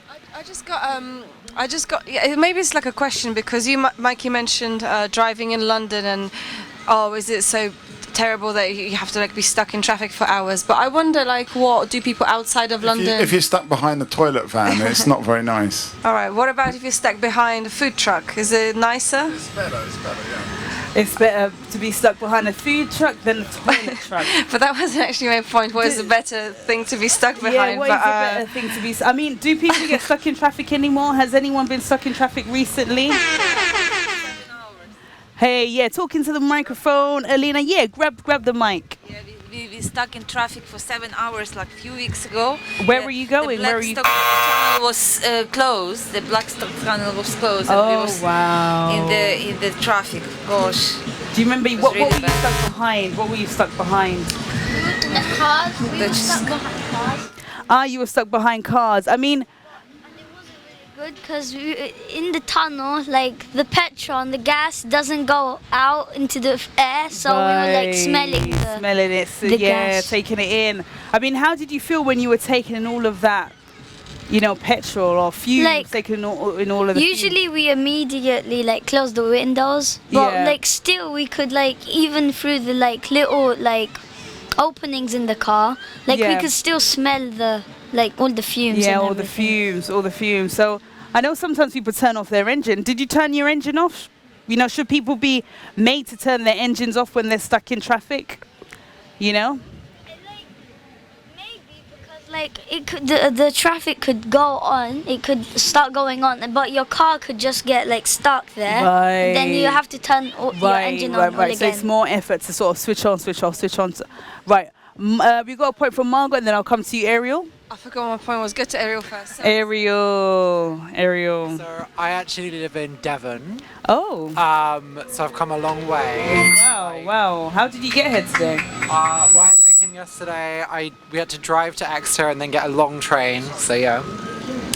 But the thing with Devon is it's all these tiny little windy roads, and you don't get stuck behind portaloos, but you get stuck behind a tractor or a massive van carrying something, and you literally can't get away from it for in 40 minutes or something. Really? And I mean, partly the problem is just there's so few roads, but yeah. Right. So in Devon, you getting stuck behind tractors? not. Well, the worst thing is when you end up going down a road. There's like 2 tractors in a row. Oh wow! I mean, that does sound quite horrendous, and yeah, that does not sound great. Margot, then I'll come to you. Earlier on, we were talking about how would you spend money if you weren't spending them on like fashion or like plastic or fancy food. What would you spend the money on? And I think it's worth investing money or like saving money up to get yourself your own oxygen supply. Oh, because I think there's so much polluted air, and like what you were saying about being stuck in on the road and not being able to breathe fresh air because obviously everyone's emitting their gases. I think soon we're just going to run out of like oxygen or something, or every breath is like people talk about smoking kills. I think like breathing kills. I mean, can you run out of oxygen? Is that something that anyone's ever heard of? Mikey, and then I'll come to you, Ariel. Yeah, well, I think we could run out of oxygen quite easily, but that wasn't my music! There's a guy, James, that was on earlier. He was saying we've got to rethink all of this, and it's like the thing, but with you, Ariel, being stuck behind a tractor, maybe we just need to be a bit more patient and like slow down, because actually that's what's killing the environment so much about. What we're going to do with all the money we save if we don't go on holiday. Enough. But it's actually, we need to slow down, spend less money, do less stuff. Right. I'm busy, I'm sorry. I've got a lot to do. A bit of a slower lifestyle, do you know what I mean? Slower. Okay, so we all need to slow down a bit, okay? What do you think, Ariel? Do we need to slow down? Funny thing, because I only moved to Devon recently, and like people said like, oh yeah, it's like a slower pace of life here, and I was like, okay. And then I moved there and I was like, oh, but it really is. Like people talk more slowly, people walk more slowly, and like coming to London, it's very like, get on the tube, do this, go here, don't look at anyone in the face. And like it's really nice to just take a moment to just like. This time I came to London, it's the first time I got on the tube and actually like look around and like look at people. Go away! I think I just noticed that like it sounds like dumb, but there's obviously such a diversity. But like, I think a lot of the time you just kind of look through people. It's like looking at people and like maybe you make eye contact with someone walking down the street. Like, is that such a bad thing? You have to look down at your phone all the time. And then I have like several points to make, so I'm just going to go off on one. Absolutely. What Margot was saying about oxygen, there was a study, I think last year, that showed that people who live in polluted areas, like there's a really high risk of like dementia, cancer, like a bunch of really serious like neurological conditions if you're exposed to polluted air a lot of the time. And the way cities are built is like you have a big massive road and then all the shops, because that's like what makes the most money and gets the most activity, but it's also terrible for anyone who lives around there. So just the environments that we live in London is actually it's killing us. Isabella, did you have a point? Sorry. What you said, Ariel, about oxygen, and that's quite a funny concept, owning your own private oxygen. But again, you'll probably get that whole thing of who can afford it, and only the elite will be able to have their own supply. But in terms of humans having their own emissions, I never thought of that. I thought by purely breathing, are we actually contributing to the emissions? So maybe we just need to somehow talk less. Are we contributing? Oh no! Gosh, wow, that goes against what this whole thing is called Talkaoke. Are we having an impact on the environment just by talking? Jabba? Yeah. Well, I think I heard that the most greenhouse emissions are made by cows. Is it? Right. Cows letting off wind. So maybe we just need to stop eating meat. Right. Yeah, we were talking earlier about we should stop eating meat because it's bad for the environment. But then what's the alternative? Eat meat. Using my. Grab the mic. Anything, no fish. Nothing. I found the other side. Oh yes, I got something. Oh, it's alive. Kind of fertilized compost, and without animals, we can't have nice plants. So if you want really nice organic food, organic plants, you need to buy fertilizer from the farmers. So if the people vegans, they thinking we are eating only plants. And it's not true that it's only plants over there. So in cycle, animals contributed as well. Oh wow! So animals actually help to fertilize the plants. I mean, without and they them. do this with their legs. They do the for the compost how to like kind of make. Wow! Imagine that. So there's, you know, are we a bit too harsh when it comes to the sort of sort of not eating animals kind of mantra that you often hear? Ariel, and then I'll come to you, Margot.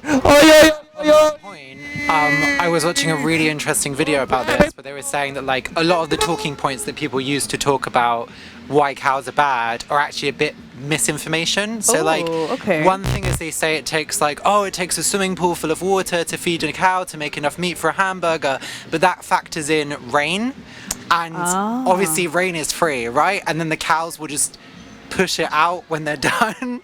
So like 96% of that water is coming from the environment. And then like you say, there's also a lot of land that's not arable, you can't grow crops, but ruminants like cows and ox and stuff, they can eat the grass, process it through their stomachs, and then like recycle the material, which humans can't do. So even if we don't eat meat, like these animals are playing really important roles in the ecosystem. Yep. So actually, we're getting a lot of misinformation when it comes to cows, you know. Margot? I wanted to pick up on the point about are we talking too much? Are we contributing to environment? Supposing this is true, I quite like this idea also, just to give ourselves a bit of slack and just like not feel like we have to like, I don't know, just talk or have answer to everything, or like, because I find that sometimes when I'm then I just talk and talk like a lot of like really pointless things. I'm thinking it would have been just better if I wasn't so stressed out about the situation and just be quiet and like just feel like actually I'm doing it for the environment or whatever I need to like tell myself. Because people just say like the most random things like for no reason. Why don't we just? What was the last random thing you heard? The most random. There's a lot of random things I've heard this morning, but come back to me. I'll have a good think. Yeah. I'll come back to you, Isabella. Bella. Yeah, just picking up on Ariel's point about we still need cows because like the way that their digestive system works, and they, you know, there's cave paintings from thousands of years BC of like you know humans spearing ruminants like cows and cattle. So even though, you know, I love animals, I used to volunteer for the RSPCA, I used to have loads of pets, you know, like I still eat meat, and you know, maybe I'll stop eating pork because I think pigs are the cutest thing ever, but I just feel like if everyone converted to be vegetarian or vegan, does that mean cows and all these usually farmed animals will just have to become extinct because they're not going to start roaming around freely, are they? They're not going to, there's no space for them. So then are we willing to make cows extinct like the dodo for us to save the environment through our diet? That's a good question. What would happen if we stopped eating the sheep, stopped eating the chicken? Where would they go? What would happen to them? Sophia, I'm wondering if you have any thoughts about anything. Do you eat meat? Would you stop eating meat? I eat meat, but I might stop, and I don't really know. What would make you stop eating meat? Maybe if some of the animals were starting to get like extinct. Right. So there's some animals that are starting to get extinct, so maybe might be time to stop eating the meat. What about yourself, Sophia? Second Sophia? Any thoughts? Oh, sorry. Because you move positions, right? Okay, well, Sophia, what are some of your thoughts about this? You know, do you eat meat? Would you stop eating meat? But I would stop if the animals were extinct, because there wouldn't be that many animals to like care for. Do we need to sort of vary the amount of animals we're eating? You know, are we just focused on the same animals, the cows, the pigs? Do we need to like, you know, add more variety, add more animals into the mix? Put a dog in there. Should we start eating dogs? Start eating cats? I mean, I don't know. Oh my gosh. All right, Sarah, and I'll come to you, and then I'll come to you, Mikey. I don't think I could stop eating meat, because if we did stop, the like what we've done with humans, they cut down trees, and now there's a lot of us. They're cutting down more trees because we need more space. We're filling up. That could happen to their animals too. Right. So because we need, so are you saying that if we stopped eating meat, then there would be more space, less space? There would be less space. There will be less space. Oh, because there will be more animals roaming around. And you also say that they're actually cutting down a lot of trees. I mean, I wonder if they've cut down any trees in this spot. Mikey, I know you had your hand up, and then I'll come to you, Ariel. There's nearly 8 billion people on the planet, but when it comes to cows, pigs and sheep, there's 300 billion of those. So there's quite a lot of animals there, and they make up, I think, 3/4 of the entire weight of all the animals and humans on the planet. So it's a huge number. Yeah. So I think we could reduce that a lot. Right. And the other thing is that the way cows are bred is they can't actually reproduce by themselves. They need humans in order to reproduce. Oh, so wow. very, very quickly, if we stopped creating a demand, especially for cows, there would be less cows out there. And, you know, I think we need to get down from 300 billion to, I think, 5 or 10 billion on the planet would be. In what way would we get down? In what way will we reduce these animals? In a way, I think the way to do it is actually to make meat more expensive. Oh. And so it becomes like a valuable kind of, you know, like a delicacy rather than something you eat every day. Wow, so make it more expensive. Yeah. And then, interesting point there, Mikey. Interesting point there. Ariel? I think meat is already expensive enough. It's expensive enough. I mean, how much is a chicken these days?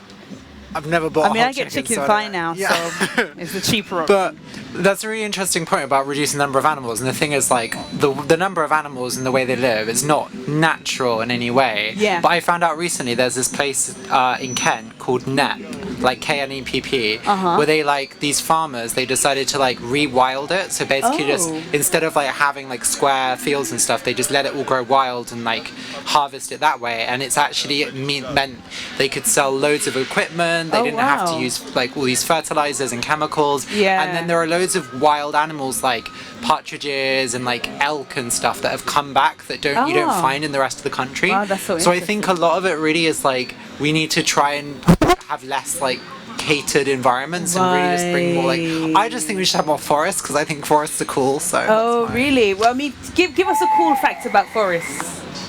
There's lots of trees. There's a lot of trees. But I know Sarah, were you saying that a lot of trees are being cut down? You know, is that what's happening in forests? A lot of trees are being cut down as well. I mean, what do you think, Jabba? Have you ever heard of what was it called, the windshield effect? And what is the windshield effect? Tell us.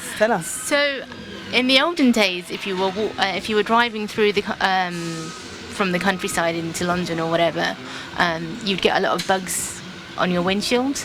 Oh. And now there's hardly any. Oh, wow.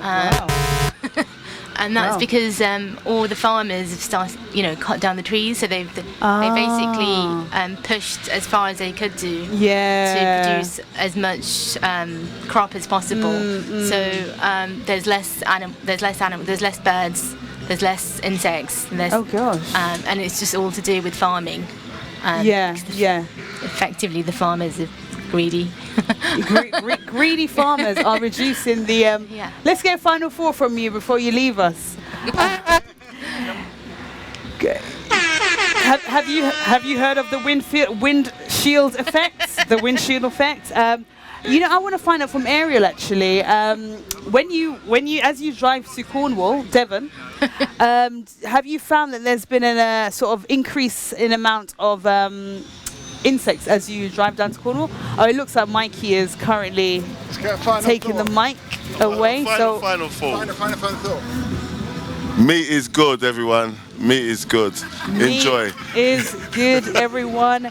Meat is good. That is my last one. What's your name? Mikey. Mikey. Thank you. I think a lot of people would agree around the table that meat is good. But Yeah, I was just asking Ariel there. You know, as you're driving down to Devon, I mean, do you sort of experience this windshield effect? You know? Yeah, because my girlfriend's car has like bugs all over the windshield. So when you mentioned that, I was like, oh, okay. And like also, when I go to my parents' house, they live in the countryside.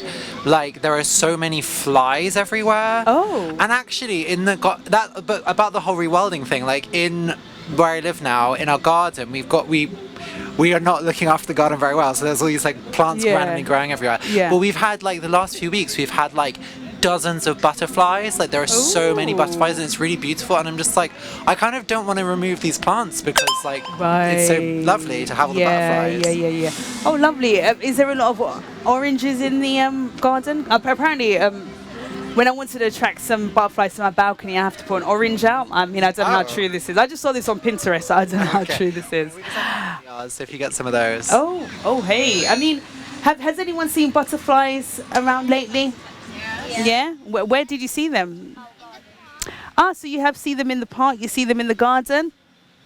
I mean, is your garden like what Ariel described? Really wild, and loads of. Come and join us. Have you seen butterflies lately? You know. Hey, come and take a seat. What leisure centre? Which one? Myland Park. Wow. So it's this.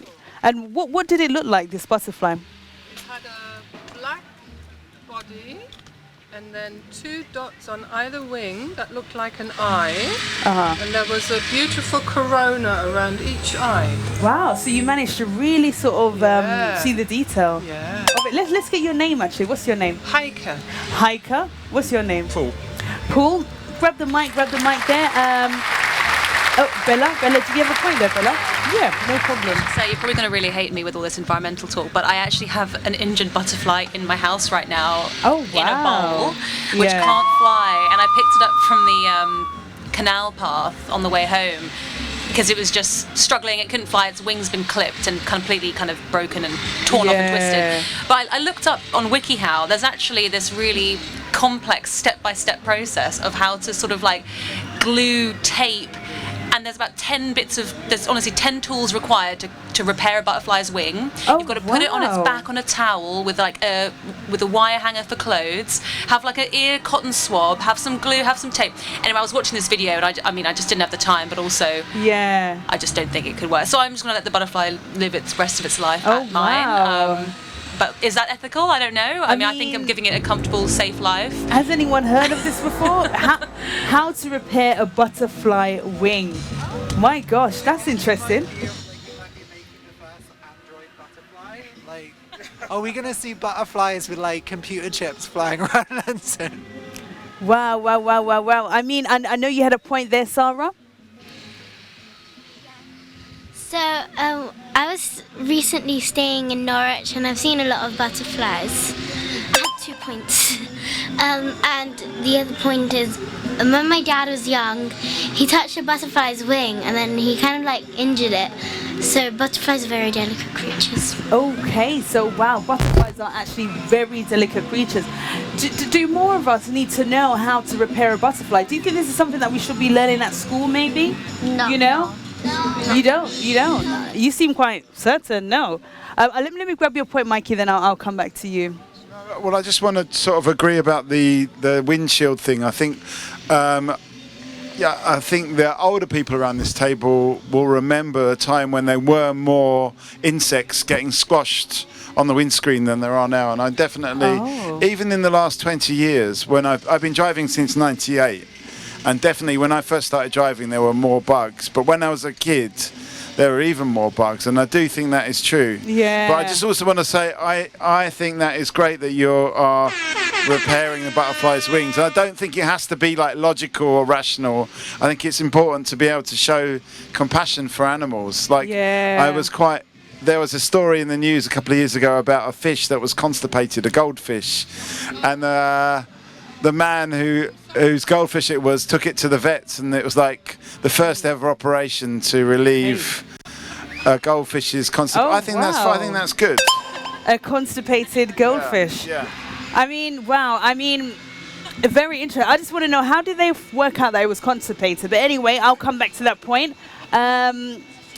Sophia, let's get your. I know you got your hand up there. About the butterflies, I don't think you should fix the butterflies because or like help them repair like their wings, because you might just make it worse, because as Sarah said, like because their wings might be very delicate. Right, so their wings are very delicate. So you may end up making it worse, trying to be helpful, but you know, do we need to be more bold when it comes to helping?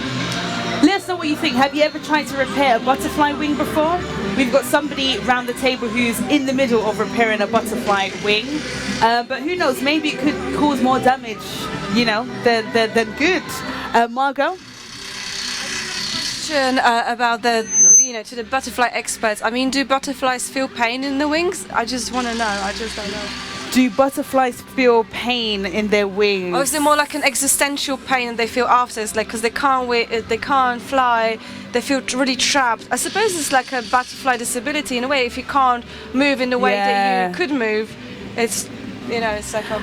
I mean, I just want to know, how did you spot that this butterfly had injured its wing? Like, where did you see it? Did it come into the house? You know? It was on the canal path. It was on the path by the canal, and I initially picked it up and put it in the bush on the side, thinking, okay, good luck to it. I've just put it aside because there's a lot of people and dogs going. Then actually, after about a couple of hours on the way back, it had made itself back out onto the path again. Oh, wow. So I picked it back up and I was like, oh look, and it just started crawling up my arm. Oh my gosh. And I was just like, okay, maybe like me and this butterfly have this special You have a bond. You have a bond. Like, I'll hold on to it as long as it holds on to me. And next thing you know, I'm all the way up up the door, up the lift. I'm in my flat. It definitely can't fly off my balcony and survive. So yeah, it's literally in a bowl. I hope it's alive when I get home, now that we've been talking about it.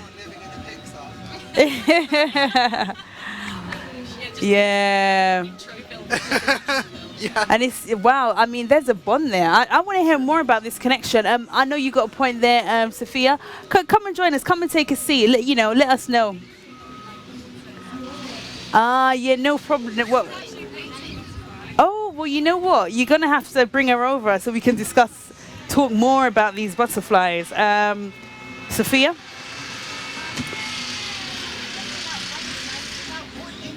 You should be delicate with all insects, because some people try to harm ants that crawl like by purpose, not just by accident. I'm wondering, are there any insects that people shouldn't be delicate with?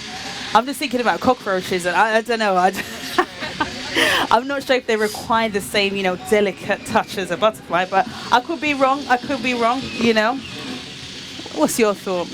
I have 2 points for the butterfly, because the first one is that when you said that should we learn to repair a butterfly, we shouldn't even be learning how to repair a butterfly, because we shouldn't be harming it in the first place. Right. So, and the second point is that even if we did harm it, we should just let it off and fix it, because as Sophia said, she said that we could make it worse, and it can even get killed during the process. So wow. So you're saying, really and truly, we shouldn't be learning how to fix these insects because we shouldn't be harming them. Because how did they survive hundreds of millions years ago? Because they probably would have survived, because when we went there, then they probably would have survived anyway. Yeah. So you're saying that humans have had an impact on, how long an insect will survive for? Probably, yes. Probably. Gosh, us humans. Sophia? Alone, then it could fix itself. It could, you could leave it, and then it could take some time to heal its wings. Yeah, so you're saying that a butterfly can actually fix itself if we leave it alone. Sarah? What Timo said, he said we shouldn't be harming it in the first place, but like Bella did, she found it and it was harmed by itself. So maybe we should be learning how to fix it. Right. And so Bella couldn't. It sounded to me like the butterfly was crying for help when it crawled up your arm. So what do you do in that situation? You know, should Bella have just put it back in the bush? You know, I don't know, Margot. I'm just interested in just kind of twisting it a little bit, but I'm just interested in animals' perspective on environment.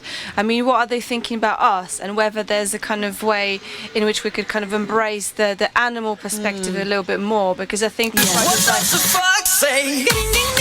Like a fox or something like that. And my second point is. Can humans be just basically less self-obsessed, and we can just like live our lives from perspective of a butterfly? And secondly, would the butterfly burgers be any good? Oh, yum. That sounds like it could be. I want to bring you into the conversation. I mean, what do you think? Do you think that humans are a little bit too self-obsessed, and we should view life through the viewpoint of an insect a bit more sometimes? Okay, right. I'm feeling like a bad person now because I grew up in the countryside, and you see a lot of stuff that's quite big that's dying. You know, from like sheep and cows and stuff. Yeah. And sometimes that is just their time, and there's not much you can do about it. And dogs get hold of sheep, other animals get hold of other animals and eat them. And it's a philosophy I learnt a long time ago called the Great Circle of Life. Yeah. Where there was this lion and this other lion, and stuff happened. And but basically that is true. You know, sometimes stuff eats other stuff, and that's how it's meant to be. You know. Wow. So maybe we shouldn't worry so much about when we see a injured butterfly. We should just leave it and let it do. You know, it's the nature of life. Ariel. I agree that maybe there are instances where it's better to put the butterfly out of its suffering, I don't know, just as a hypothetical, or with insects and stuff. But I think more generally with animals, I feel like personally I know on a logical level it's it doesn't really make sense for us to be really caring about animals, but I think it says a lot about how we treat other people as well, because I think all of us, we like to think we're nice people and we treat people well, but there's always going to be some people we treat well and some people we treat bad. And I think once we start making this distinction I'm compassionate towards these people, not these people, that's when you can lose sight of your kind of feeling. So I don't know, I think it's I understand your situation perfectly, but I think in a lot of these things it's we're practicing empathy, and I think that's a really useful thing to do. So you're saying in caring and thinking about the animals, we're kind of practicing empathy in a way, yeah? And we could apply that to humans, or do we? Are we as empathetic to humans as we are towards animals?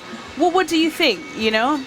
Are we as empathetic to humans as we are to animals? Let us know, Mikey.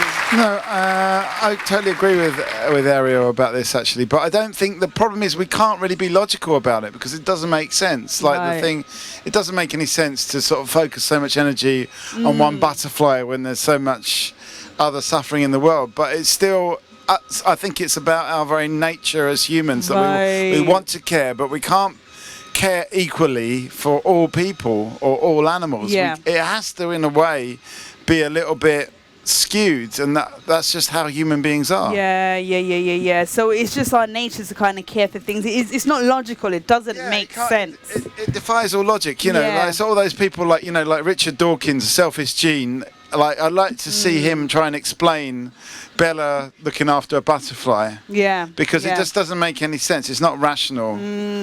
She's got no genetic. It's not rational. Gain to be made from that. But that's just how human beings are. Was it not rational? You know, I mean, you walked one way, you saw it, you put it in the bush, and you walked back, and it was out again. I mean, I don't know. You don't think humans are rational beings? Sarah, I know you got your hand up there.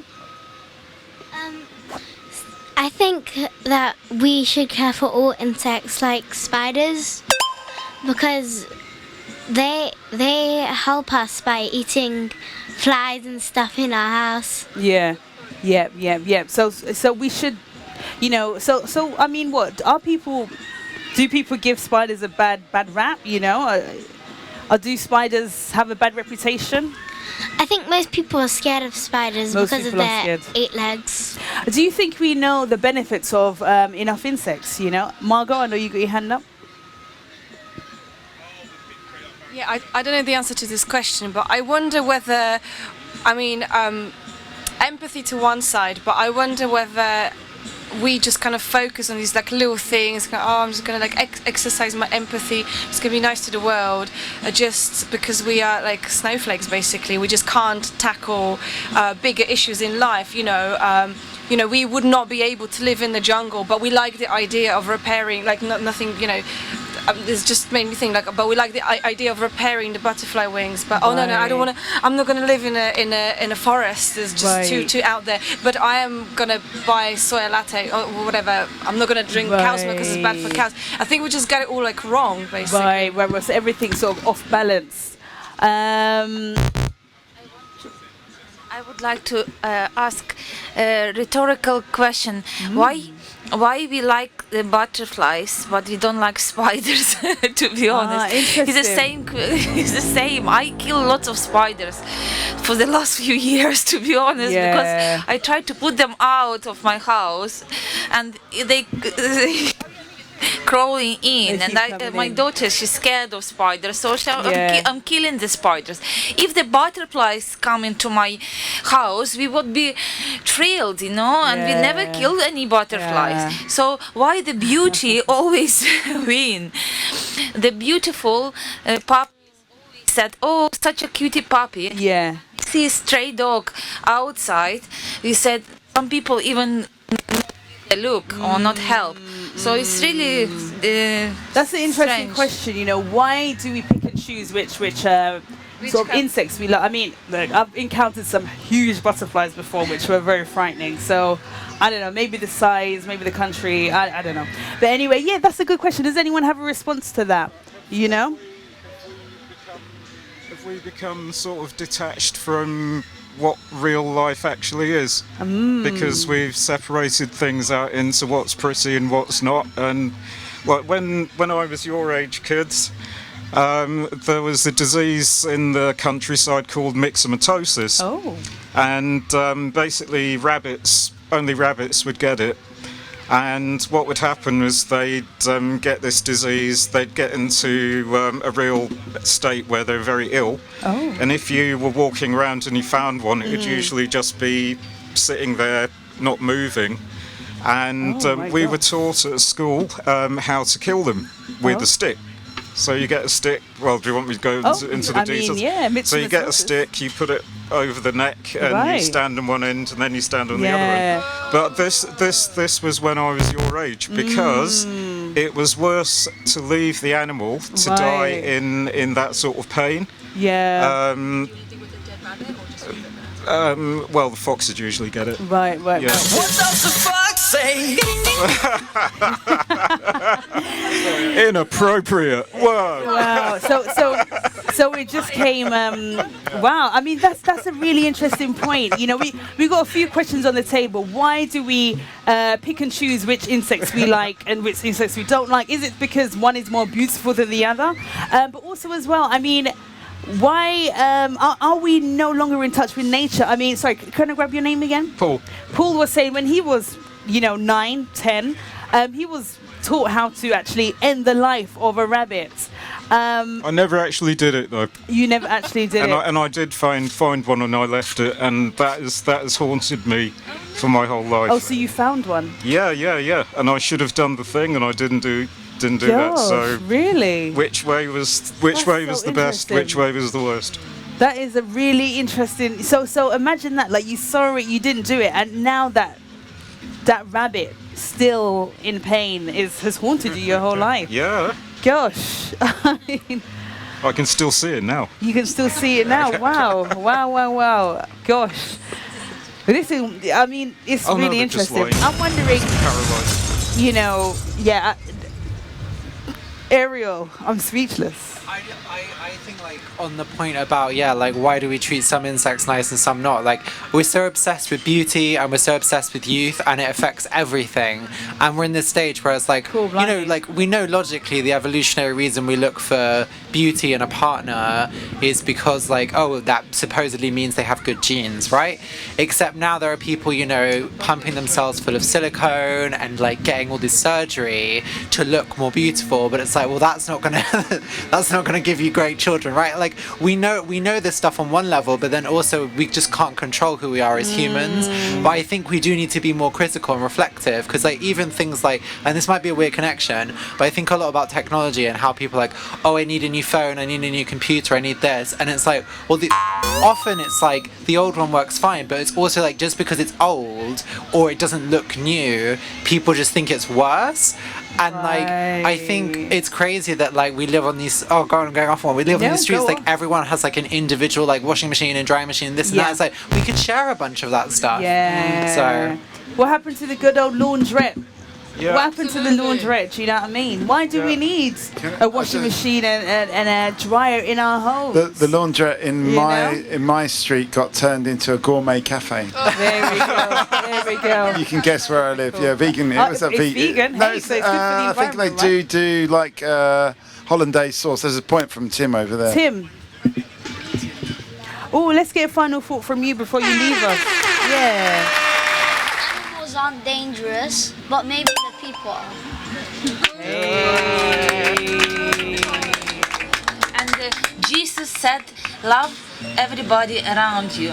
So this is as well. Jesus said, love everyone around us. Oh, let's get a final thought from you before you go as well. Too late. About anything. Any thoughts you want to leave us with as well? It doesn't have to be like one of these profound, it doesn't have to be a... It could just be anything. It could be, I fancy some candy floss now. I do. My favourite quote really or whatever is what is it? Be kind anyway. Yeah. Be kind anyway. But what does that look like to you? What does be kind anyway? What does that mean? What does that look like? How do you live that? Well, just imagine someone being really horrible to you, and you're just kind anyway. You just give them the benefit of the doubt. Yeah. I like that. Thank you very much for joining us today. Wow. Thank you. Do you wanna? You've done your hour. Oh, I've done. 45 minutes. Okay. Oh yes, let's get a final thought from you before you leave us as well. Sarah, let's get a final thought. Be kind to spiders. Be kind to spiders. I love that. Be kind to everyone. Be kind to everyone. I love this kindness, Margot. What you guys are doing is changeover. I just really like that. Like right now, I'm just reflecting on the idea of kindness, because what she said, Jabba said, be kind anyway. And I think, like, do we know how to kind of put yourself aside and just do something like really just don't get involved? Because I think we just live in the centre of such like dramas. Like, I agree with you, I disagree with you. Oh, but that offends my feelings. But it doesn't cost much to not be an asshole. I think you can say that now. But sometimes we just say like, no, because I stand by. I've got my experience. This is what life had taught me so far. I'm not gonna compromise, because this is what I know now. And this is like also seen like some kind of integrity, because you know what you are like, and you know the truth about the world, and some people are maybe less experienced or How whatever, much does it cost to be an arsehole? Yeah, I mean, what's it cost, that kind of What thing. does it cost to be an arsehole? Sorry, I've just made like hundreds of points there, but I'm just contemplating this idea of kindness. Yeah. Can we exchange it for... Can we sacrifice our individuality for kindness? Can we sacrifice our individuality for kindness? I think like what you said about being nice even if someone is mean to you, I think that's so true. And I think so many people now are so insecure, and they're using their meanness just to project that out. And if you're nice to them, it often it sometimes makes them uncomfortable, but often it kind of takes down their guard. And I think often like kindness is like, it's not the easy thing to do, but it's usually the right thing to do. Sometimes, sometimes we need to do the right thing and not the easy thing in life, you know? Yeah. But how do we sort of determine what is right, what is easy? I think the right thing right now is to get in a round of drinks. Hey, what kind of drinks? What kind of drinks? Cup of tea. Oh, a cup of tea. How many sugars? How many sugars? No sugar. What kind of milk? Milk? Semi-skim. Oh, semi-skim. Cow's milk. Cow's Organic. milk. Organic cow's milk. Out of the cow, yeah. Organic cow's milk. Lovely. I really need a cow sound effect on this. I'm going to go. I keep saying this every time because we talk about cows. We talk about cows like every been doing this almost every day for a week, and every day people have been talking about cows. I badly need a cow sound effect on here. Ooh, that's the sound effect. Yeah, it's such an easy win. But anyway. Oh, what kind of drink? We're going to. I might get water. Yeah, let's go for a cup of tea. Oh, I'm not sure where you're going to get a cup of tea right now. Thanks for coming to join. A cup of tea right now. So are we having a bit of a? Yeah, we'll maybe have a little break, but we're here all evening. So come back if you fancy. We don't know what we're going to be talking about.